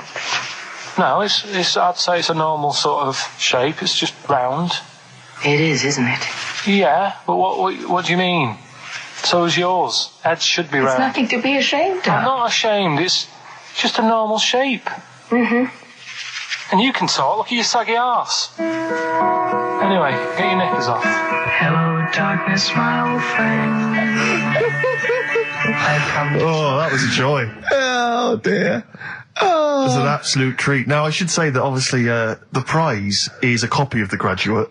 Now, bear in mind that XFM is giving away these prizes. Yeah. Carl is so cheap that he wouldn't even buy it on DVD. He's bought it for $6.99 on VHS. It'll be panned and scanned. It won't be widescreen. There's none of the extra features that you get on the DVD. Oh, look at Carl's face. He's gutted. Carl, did you pocket the rest of the cash? No. I have to use my own money to buy these. Right? What, you're using your own money to give this stuff away? Yeah. So I had to go and buy that. XFM is so cheap, I understand. Right? I know. And it's not worth having it on DVD, is it? Why not? It's an old film, so... So the quality is do you know what I mean? They can't really tidy it up. Of course they can.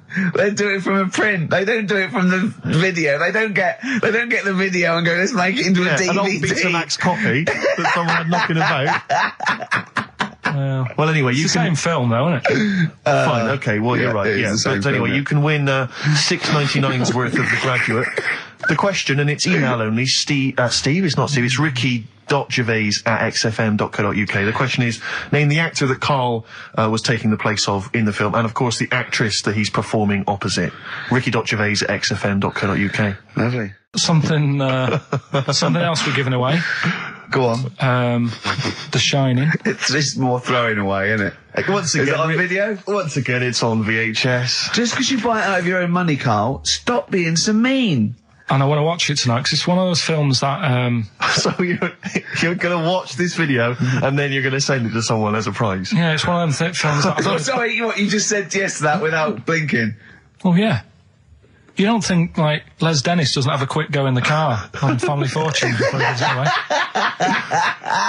It costs $5.99. Bowen has a go at those his and her towel racks. It costs $5.99, Karl. Okay, this is Karl in the classic The Shining. And what's the question? Well, we might ask that afterwards. Okay, then. Fine. Still trying to write the book, then? Yeah? Yes. Good. Funny, someone told me the other day, weird thing about a typewriter, the top row of letters, the longest word you can write is typewriter. I'll just show you. That's weird, isn't it? It's just the typewriter being... You're not in the mood, are you? You're in one of those grouchy moods again, that you get into when you're writing. I'm not being grouchy. I just want to finish my work. Yeah, it's just being a bit funny, a bit offhand and that. Let me explain something to you. Go on.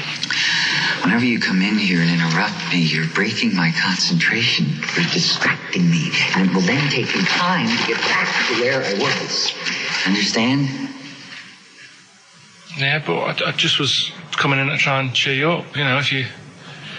I mean, I'm full of ideas as well, you know, if you're having a problem coming up with stuff, got loads of ideas you could write about.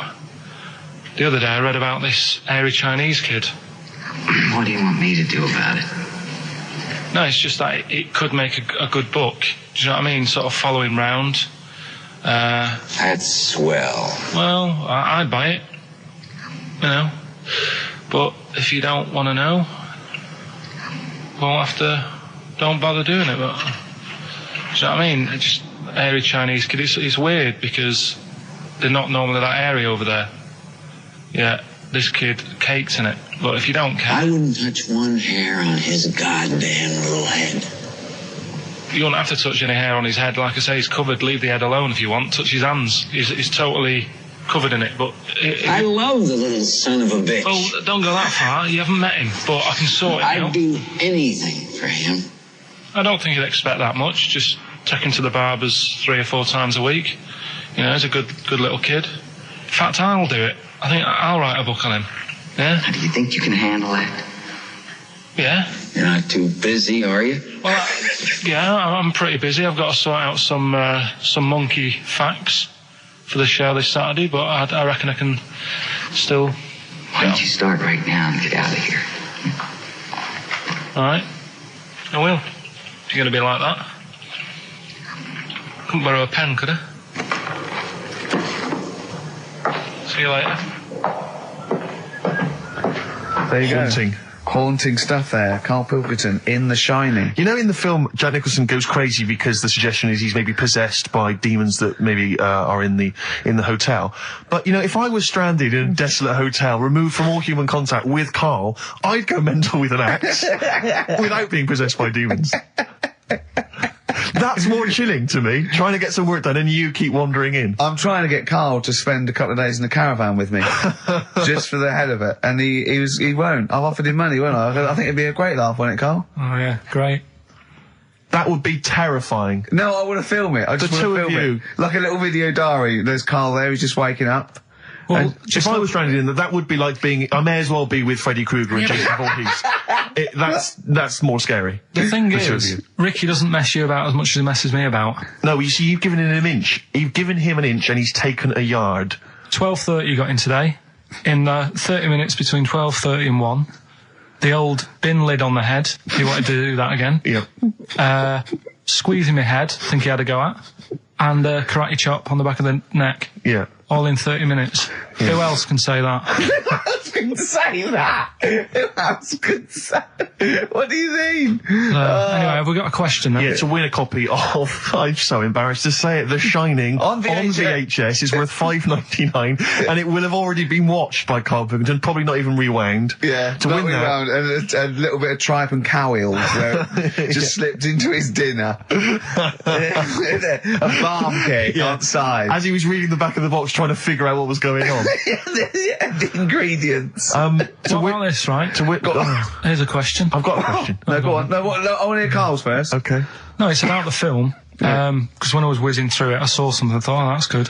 The kid who's in it, he was writing something on the back of a door with lipstick. What was it? Well, that's a tricky question. I can't remember. Nor can I.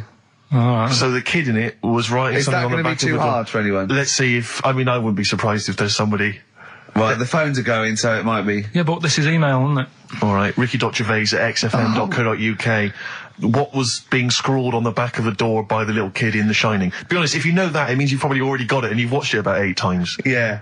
Fair enough, though. All right. Right, we've got to give away another prize. Yes, you lucky people. For those of you that haven't seen it and do not have the requisite £4.99 to buy it yourselves, you can win on VHS cassette, panned and scanned.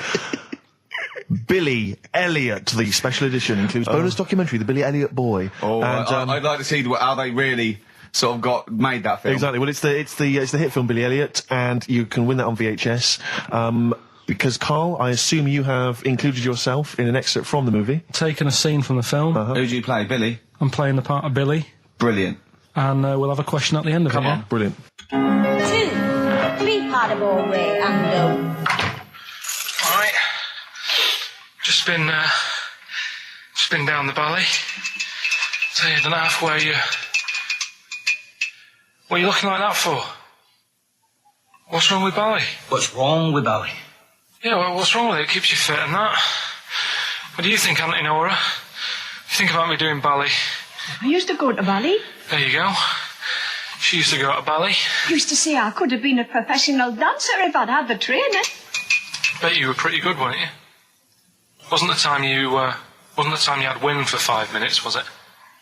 But you well glided across. Well, you just shut up! What's wrong with ballet, anyway? For girls, not for lads, Billy. Lads do football or... Well, I've done that, yeah. Boxing or... Did that for a couple of weeks, so... Wrestling? Wrestling? Yeah, wrestling, yeah. Oh, friggin' ballet. Well...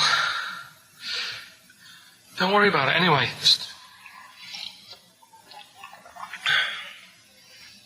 Is it alright if my mate Wayne stays over tonight? He just wants to sleep over.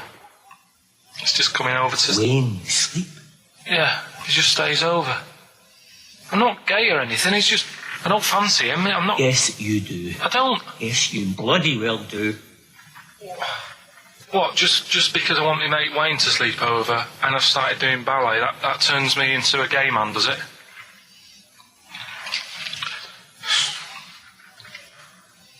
You haven't seen my Village People album lying around? You're asking for a hiding. Just joking, just having a laugh. Didn't mean I've had enough in here. I'm going out. So, from now on, you stay here. You look after your nana. Got it? Yeah. Good. All right. Well, there it is. What's the question? Powerful. I'd like to know what was the name of the actor that Karl was taking the role of. Does that make sense? That's not grammatically quite right, but anyway, fine. Who was the young lad that Karl was taking the place of there? Name of the actor, not the character. And just email in ricky.gervais@xfm.co.uk. You can win yourself. You've got to be fast. You can win yourself a VHS edition of Billy Elliot worth £4.99 price. I'm going to leave the sticker on, which has actually got the price on. Brilliant. I'll leave that on so you know just what you've got in you. Which film are you in this week? Looking at Silence of the Lambs. Right, play it. Just play it. Have we got a question? No, who cares? Who cares? Should Karl carry on? Play it. Right, Silence of the Lambs. The bit where Jodie Foster is having a chat. Good evening, Clarice. Right. Just thought I'd come and see you. How very thoughtful. Don't mind me popping in though, do you? It's just no one else is interested in the sort of things I like talking about. People will say we're in love. Well, say what they want. Did you hear the show last week? We were talking about gay people, if they should have their own toilets or not and stuff. That was good. Yeah, it was all right, wasn't it? Got a good debate going. Enjoy doing the show. It's a favourite part of my week, really, just talking about weird stuff and that. Oh, Clarice, your problem is you need to get more fun out of life. I have a lot of fun in my life. You know, come and see you and spend a lot of time on the internet looking up weird stuff. Reading something about a hairy Chinese kid. There's another thing. There's a fella who no arms and legs. He's known as a pillar man. Everything you need to find him is right there in those pages. Bizarre magazine. Yeah, I get this. The hairy Chinese kid, what annoys me is he could sort it out. He could just have a shave, couldn't he? Do you know what I mean? No, he cuts. Does he? Well, he used some like EMAC stuff. Yeah, don't be getting funny with me, just because you're in a bit of a mood, right? You know you shouldn't eat people. Your eyes are bigger than your belly, I've always said that, so I'll see you later. Interesting. Atmospheric, moody, and the question is... okay, here I have it. This: how many films have been made featuring the character Hannibal Lecter? How many films have been made? They haven't got time to phone in now, have they? No, they can email in. They'll have time. Do you care? I don't care. No, exactly. Ricky.gervais@xfm.co.uk if you can be bothered. If you're interested in you want a $4.99 copy on VHS of Silence of the Lambs. He's dissing that as well, Karl. What do you think of that? Bit annoying, but that's it for this week. Huh? But remember what happened when... No, it's not. It's 9 minutes to 3. How can that... Tell him, Steve. No. How can that be it? It's 9 minutes to 3. What's he doing? Is he playing a record? Karl, what can I do to get back on your quiz team? You're not. Right. Songbird Oasis, right. Send Karl a little present. Send him some essential oils or something, or, a little lavender pillow, or just a little message. Send him a little message. Tell him it's all worth it. He's getting all grumpy, aren't you? I just get sick of it, that's all.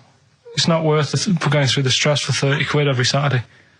You lying little... You'd get more than 30 quid. Oh, not much more. Anyway, Steve, who's the winner? The winner is Mike McNulty. He correctly answered the fact that there were 4 films featuring Hannibal Lecter. There's a downer now, isn't there? There's a downer. I think it was you, actually. I mean, I don't know, Karl. It's not like I'm just trying to win myself a place on your team, but I actually felt that Ricky was really out of order. I gave him grapes. I thought Ricky was discourteous, if that's a word. I thought he was rude, aggressive, unpleasant. As one person emailed in, a dickhead. So, someone also said you were fat and talentless. I don't like those emailers who do that sort of thing, but one of them said you were really, really annoying. Well, cheers for that, but you're still not on the team. They didn't like what you were wearing. So, back next week. What did you say? He went, cheers for that. Right, come on then, Karl. Right, so the film is Kes. You got to listen to it properly. At the end, there'll be a question about what's happened in there, so you got to listen, take it all I in. love the fact that in pole position, in positions 1 and 2 of his favourite films of all time, it's The Elephant Man and Kes. Yeah. That's brilliant. Yeah. Go on. All right. Am I leaving the mics open a bit when this is going out? or what? Yeah, let's have a listen. Yeah? All right. So don't talk then, right? Just put that hot dog down, Rick. And this is the bit in Kes where it's the teacher and he gets up and he has to Glover. talk. What's his name? Is it Brian Glover? No, it's What's the other teacher. The other one. Anyway. All right, go on. All right, so here we go. Things that had actually happened.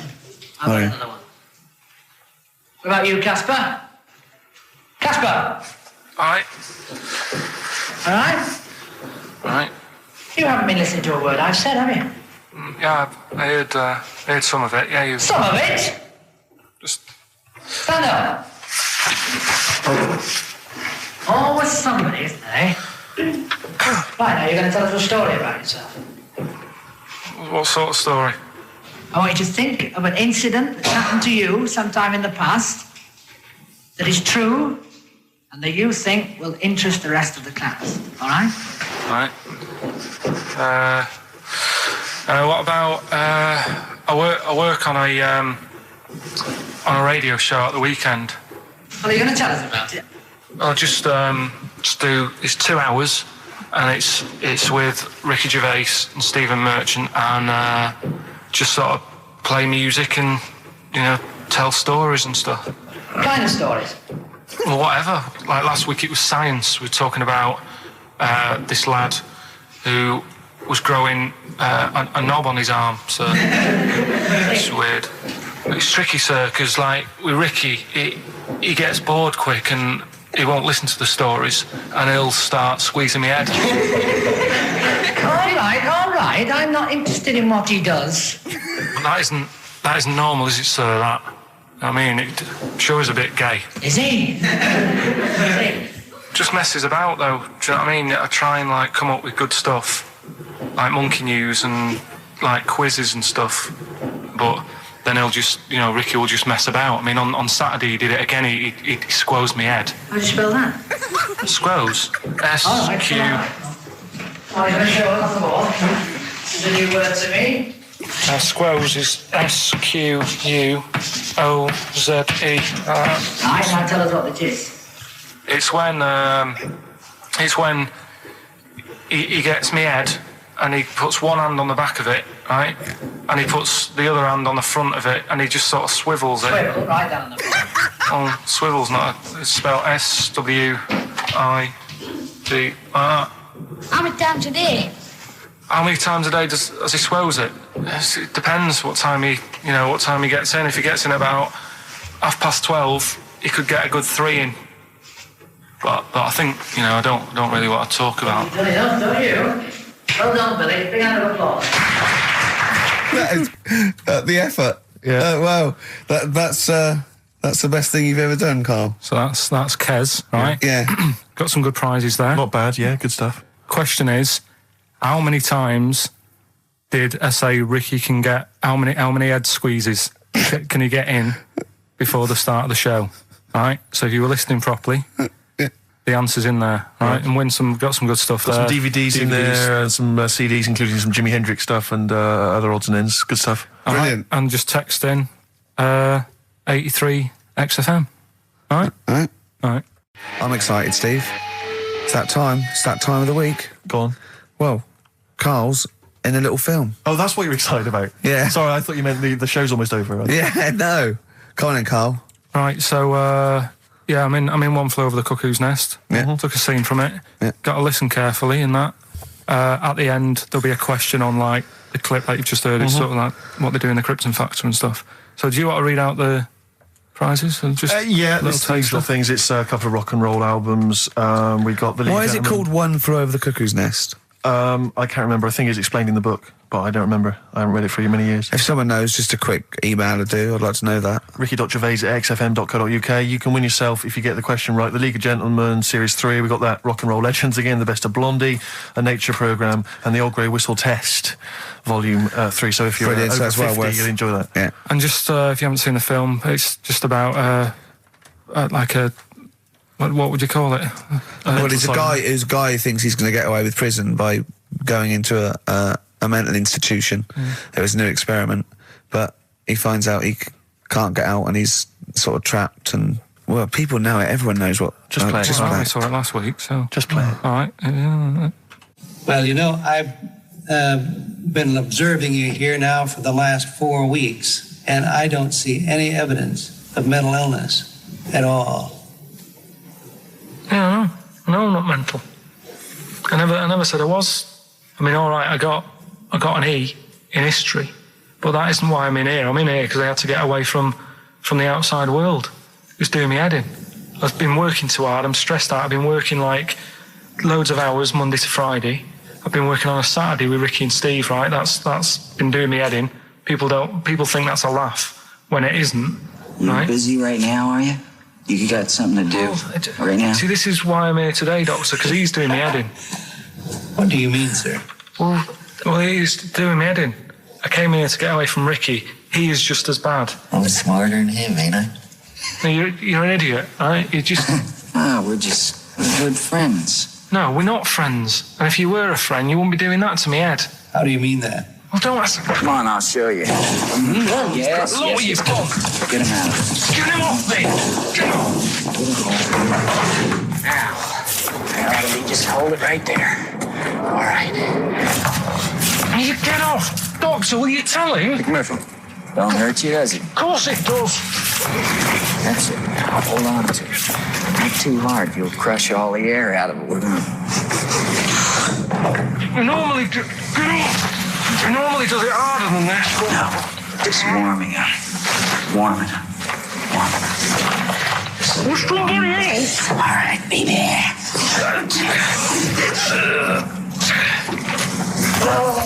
Get off! See what I mean, Doctor? That's what he's doing every day.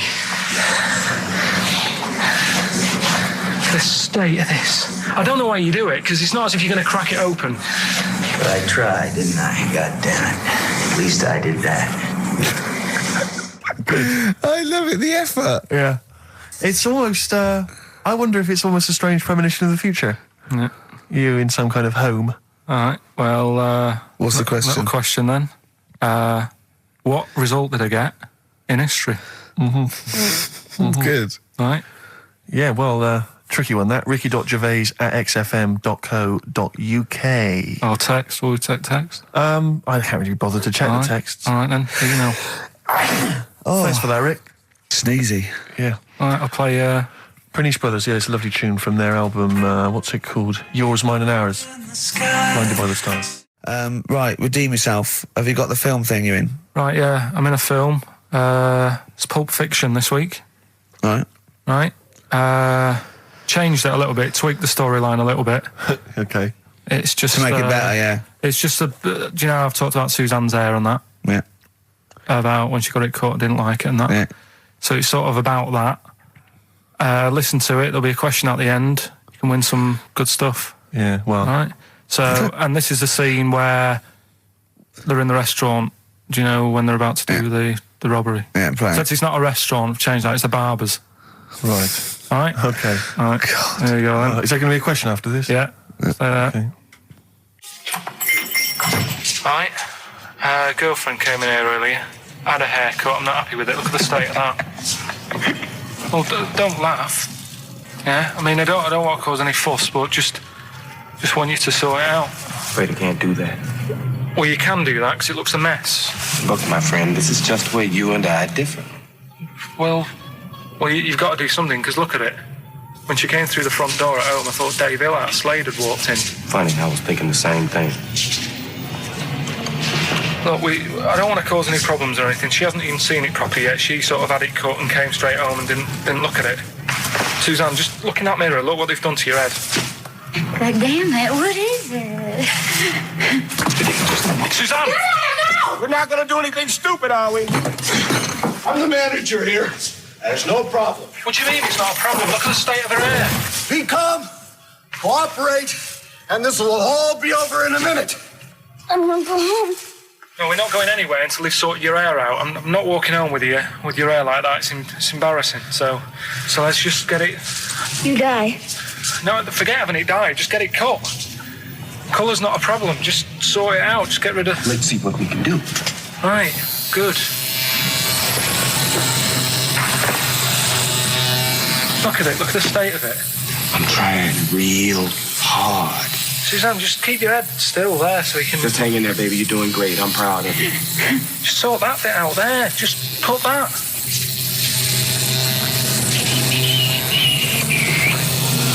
My barber says I've got the hair of a Chinaman. Have you heard that before?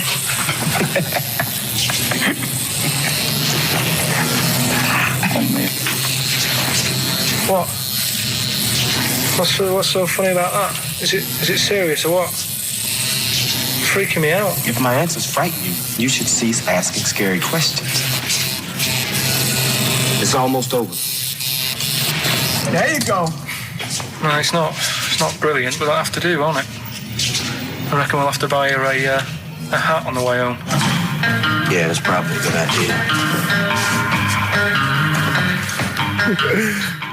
Do you think Suzanne's listening? It's all right, isn't it? I like the fact that in that she's represented with a sort of dimwit southern accent. Yeah. Your girlfriend. So I'm sure she'll have appreciated that. All right, It's nice, yeah. It was a nice... I don't know what kind of copyright infringements that has made. Yeah. Well, right, well, the question is, what did I say is odd about my hair?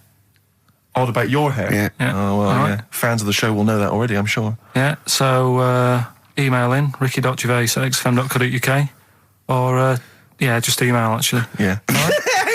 Bored? Right? Yeah. You can win some tat. The usual address. That is a beautiful record. Yeah, this is Thunder Road by Bruce Springsteen, as recorded by Badly Drawn Boy. You'll enjoy it. Good job.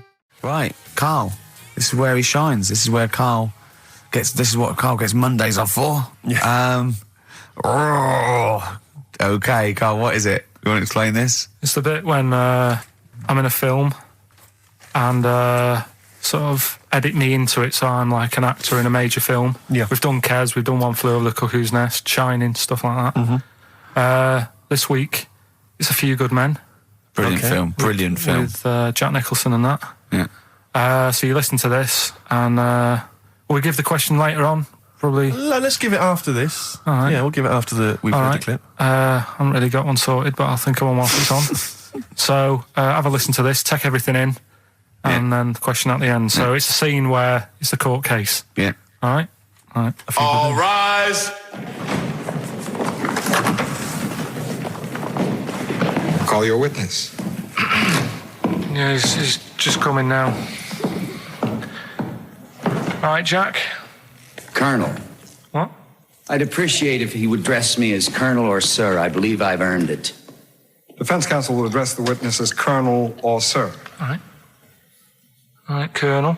Bit smart today with all the army stuff on. You ever served in an infantry unit, son? Nah. Brother did. He was in the army. Got kicked out though, because he went for a packet of fags in a tank. Weird that, isn't it? No, it's not. It's tragic. I wouldn't say it's tragic. I'll show you something tragic. I always carry this book around with me. I always show it to people. It's got like the top 50 weird people in the world in it, right? It's all sorts of weird stuff in it. Look at this one here. It's a fella, right? He's got 2 heads. And the weird thing is, right, is the top 50 weird people in the world. He's at number 50, he's got 2 heads. Right? Makes you wonder what's going to be at number 1, doesn't it? Are these really the questions that I was called here to answer? No, but look at it. Imagine if you were his mate. You wouldn't get a word in edgeways, would you? If And you maybe he didn't have any friends. Probably right, they say, don't they? They say 2's company, 3's a crowd. So... Please tell me that you have something more, Lieutenant. Yeah, I got loads more. For this fella at number 36, look at him. 3 legs. Little fella with 3 legs, right? Guess what his job is? My answer is I don't have the first damn clue. Well, I'll tell you. He's a juggler. I beg your pardon? He's a juggler. This is ridiculous. I know it's ridiculous. You're probably thinking what I'm thinking. Why wasn't he a footballer? Be great at keepy uppies and that. I'll answer the question.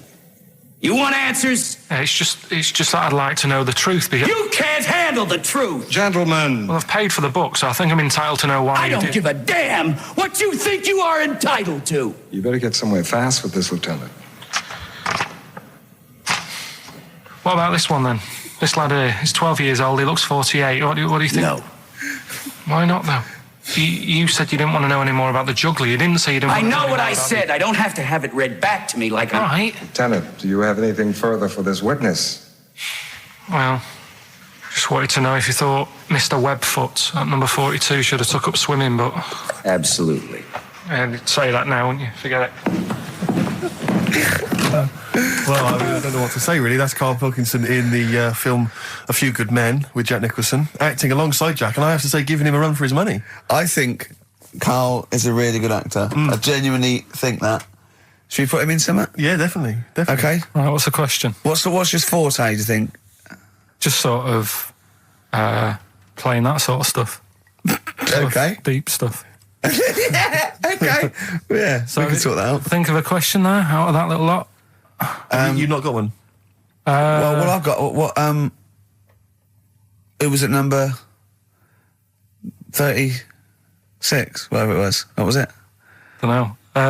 Let's. Who was number 50? Who was at number 50? Yeah, all right then. Okay. Yeah, who's number... what? Yeah. Well, yeah, what was odd about the guy who was at number 50 in the 50 weirdest people list? And just text in 83 XFM and put your address on there as well and that. What prizes are there, Carl? Loads of stuff. Yeah. Let me just have a quick look. Oh, that's actually not bad. There's Lord of the Rings on there. Michael Palin's Around the World in 80 Days. If you've not had a chance to see that yet, it's been repeated about 80 times. Look Around You, which is an excellent show. That's it's funny brilliant. I've seen that. There's some other good stuff. That's not too bad. And also the relatively poor stand-up DVD, Ricky Gervais's live Animals show, which is mediocre. Can't give him away. Yeah. All right. And you can win all those prizes if you can answer which question again? Who was the fella who was at number 50 in my book? What was up with him? Excellent. All right, so let's got to play Thorns. some Thorns. Yeah? That's the most beautiful track. I can't get enough of this. You'll love it. You'll love this. Billy Bragg, the Sunday Boy on XFM 104.9. Ricky's laughing because he's just thrown something at Karl. It made him jump. Yeah, that's worked well. Here are the prizes for the film quiz thing, which I think is what it's called. Brilliant. People will be loving this. It's Trance Anthems, Brilliant. 2003. We know we got a lot of trance fans listening. The best air guitar album, obviously. Yeah, of course, yeah. The best club anthems. Yeah. Series 1 of Happiness by Paul Whitehouse. The very best of Father Ted on DVD. We've got Teachers. We've got Knowing Me, Knowing You. Not too bad. Yeah, a few bundles there. Good stuff. Christmas gifts and things like that. So that Knowing Me, Knowing You, I've noticed on VHS, which is good. Yeah. That's quite quaint. Excellent. Yeah. Brilliant. All right. Yeah, so explain the conceit of this? It's when, we sort of dig out a film that I've been in. Mm-hmm. And this is... I don't know if I'll tell you what film is, because that might be the question, thinking about it. Because there isn't that much going on in the clip. I think we need to know what the film is. Do you? Yeah. All right, it's Rain Man. Okay. Why is he called Rain Man? Is that going to be the question? Yeah, I know the answer, Carl. Don't worry. Don't look at me like that. I do. Oh, well done. Yeah, you watched the film. Yeah, you should. Right, so it's you, Karl, in the film Rain Man. Yeah, it's the bit when Tom Cruise is in the doctors with the ill man. All right. There we go. You ready? Well, I'm not a psychiatrist, but I do know that his brain doesn't work like other people. Wait, I am sat here. Don't go talking about me like I'm some sort of div kid. Got a good brain.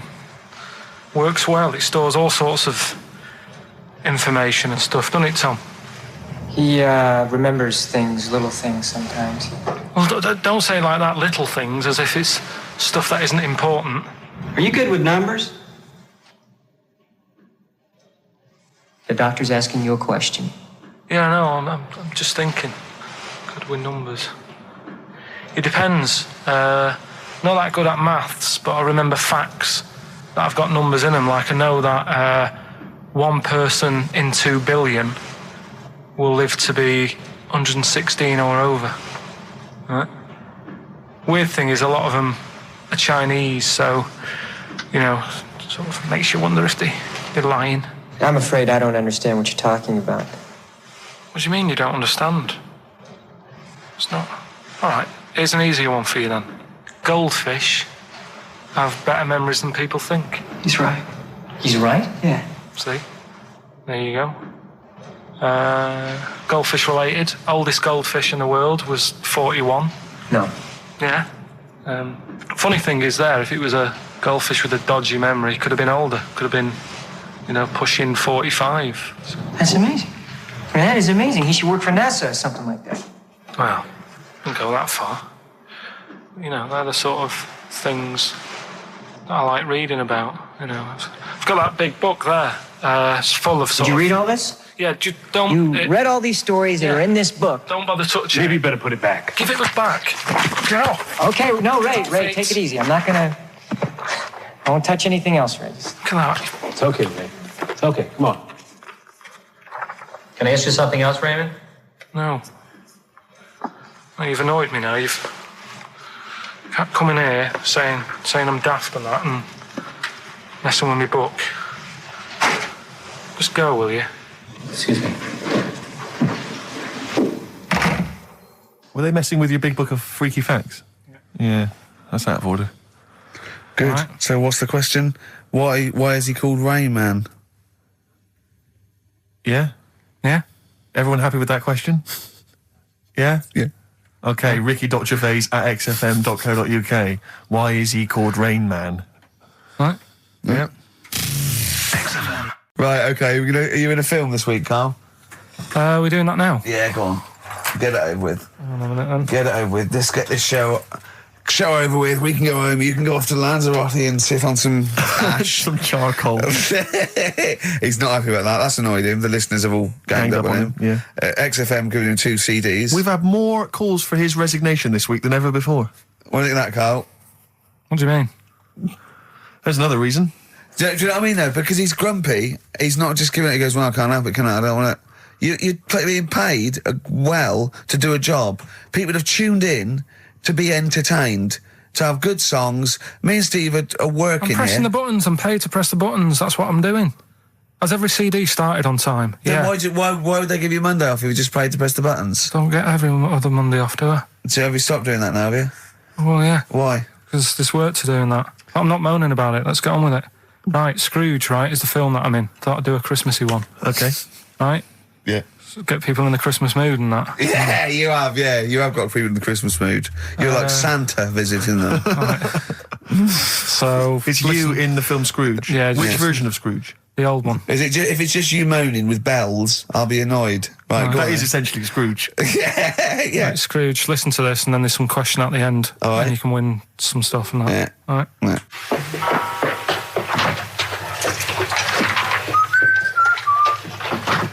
You're late. Only 20 minutes. What do you mean by coming in here this time of day? I've just been doing some Christmas shopping, haven't I? Probably do some more shopping on Monday because it's my day off, isn't it? Yes, I know it is. You don't have to tell me. Do you want to see what I've bought Suzanne? No, thank you. I don't mind showing you. It's only a Christmas present, isn't it? Just bought some more condoms. Why? Well, I bought some last year. Got 2 boxes. They all got used, so... I'm very glad to hear it. How much do I pay you? Why are you asking? The presents I buy has got nothing to do with what I earn. Like I say, if I won the lottery, I wouldn't go mental on her. Do you know what I mean? I probably wouldn't even tell her because I think she'd want to travel around the world and all that, and I'm not into that, to be honest, so I'd probably keep it quiet. Why? Well, once you've been around the world, where do you go next year? Each to their own, though, innit? You know what I mean? Well, what do you want? What for Christmas? Not that fussed, really. And you, it's just as well I'm not that fussed, because do you know I do some work at XFM? Do you know what they're giving me for Christmas present? Nothing. No, might as well have been nothing. 2 CDs. That's it. I was well fed up. I'm sure you will. They give you a list of about 30 albums and you get to pick 2 off the list. So I've gone for Kings of Leon album and the best of Bob Marley. Mr. Marley has been dead these 7 years. In fact, he died 7 years ago this very day. Did he?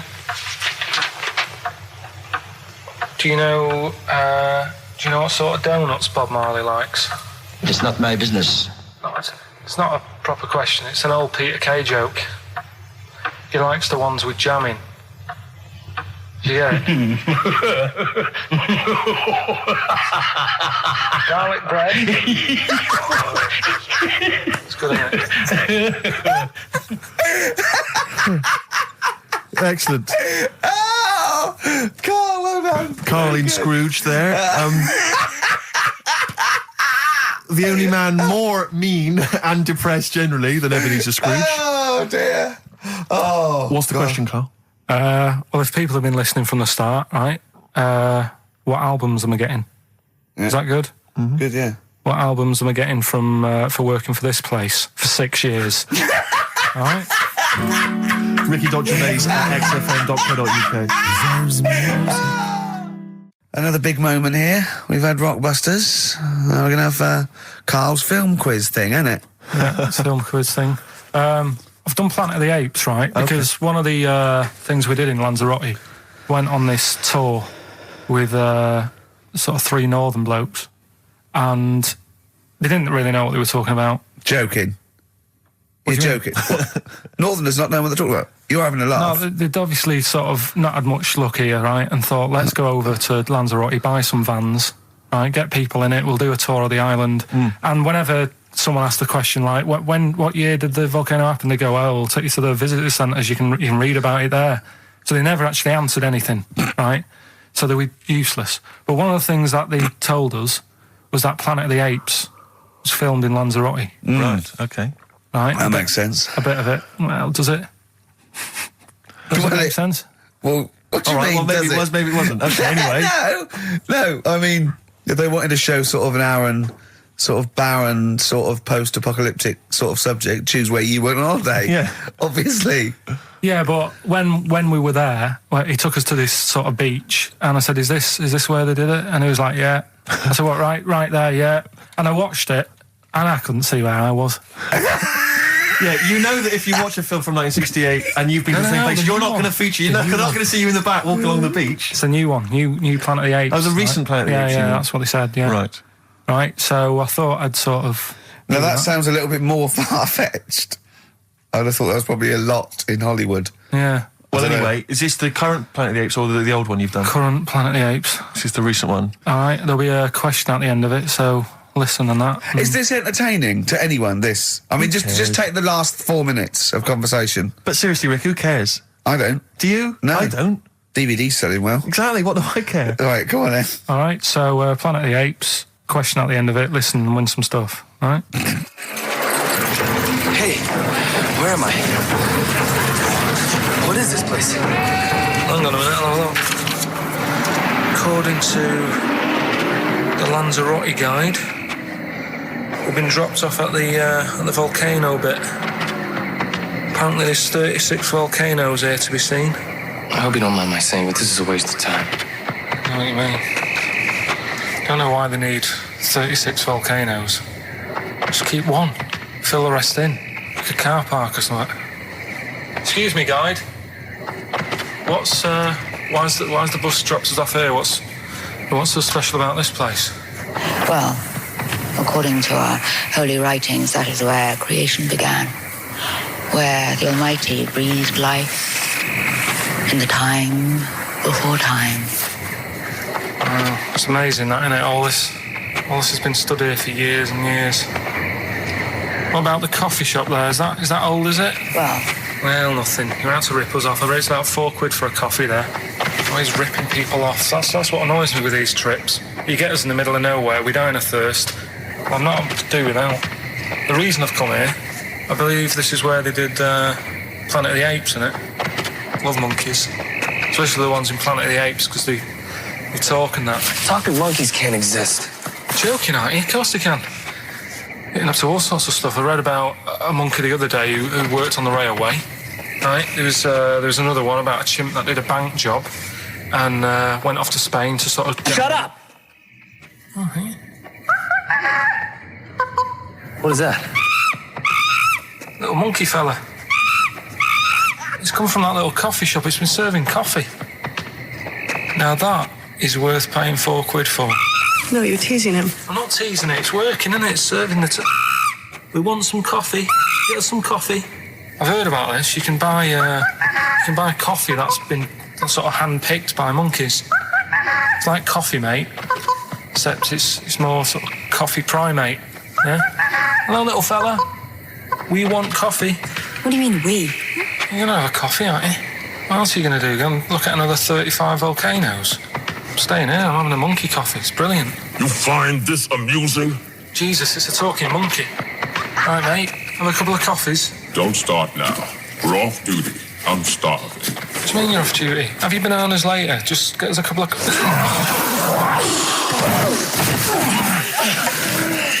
Right. I understand that you're tired and you've probably been on your hands all day. Just forget the coffee. You go and get some lunch. After you've got some coach, you lazy ass. You damn human!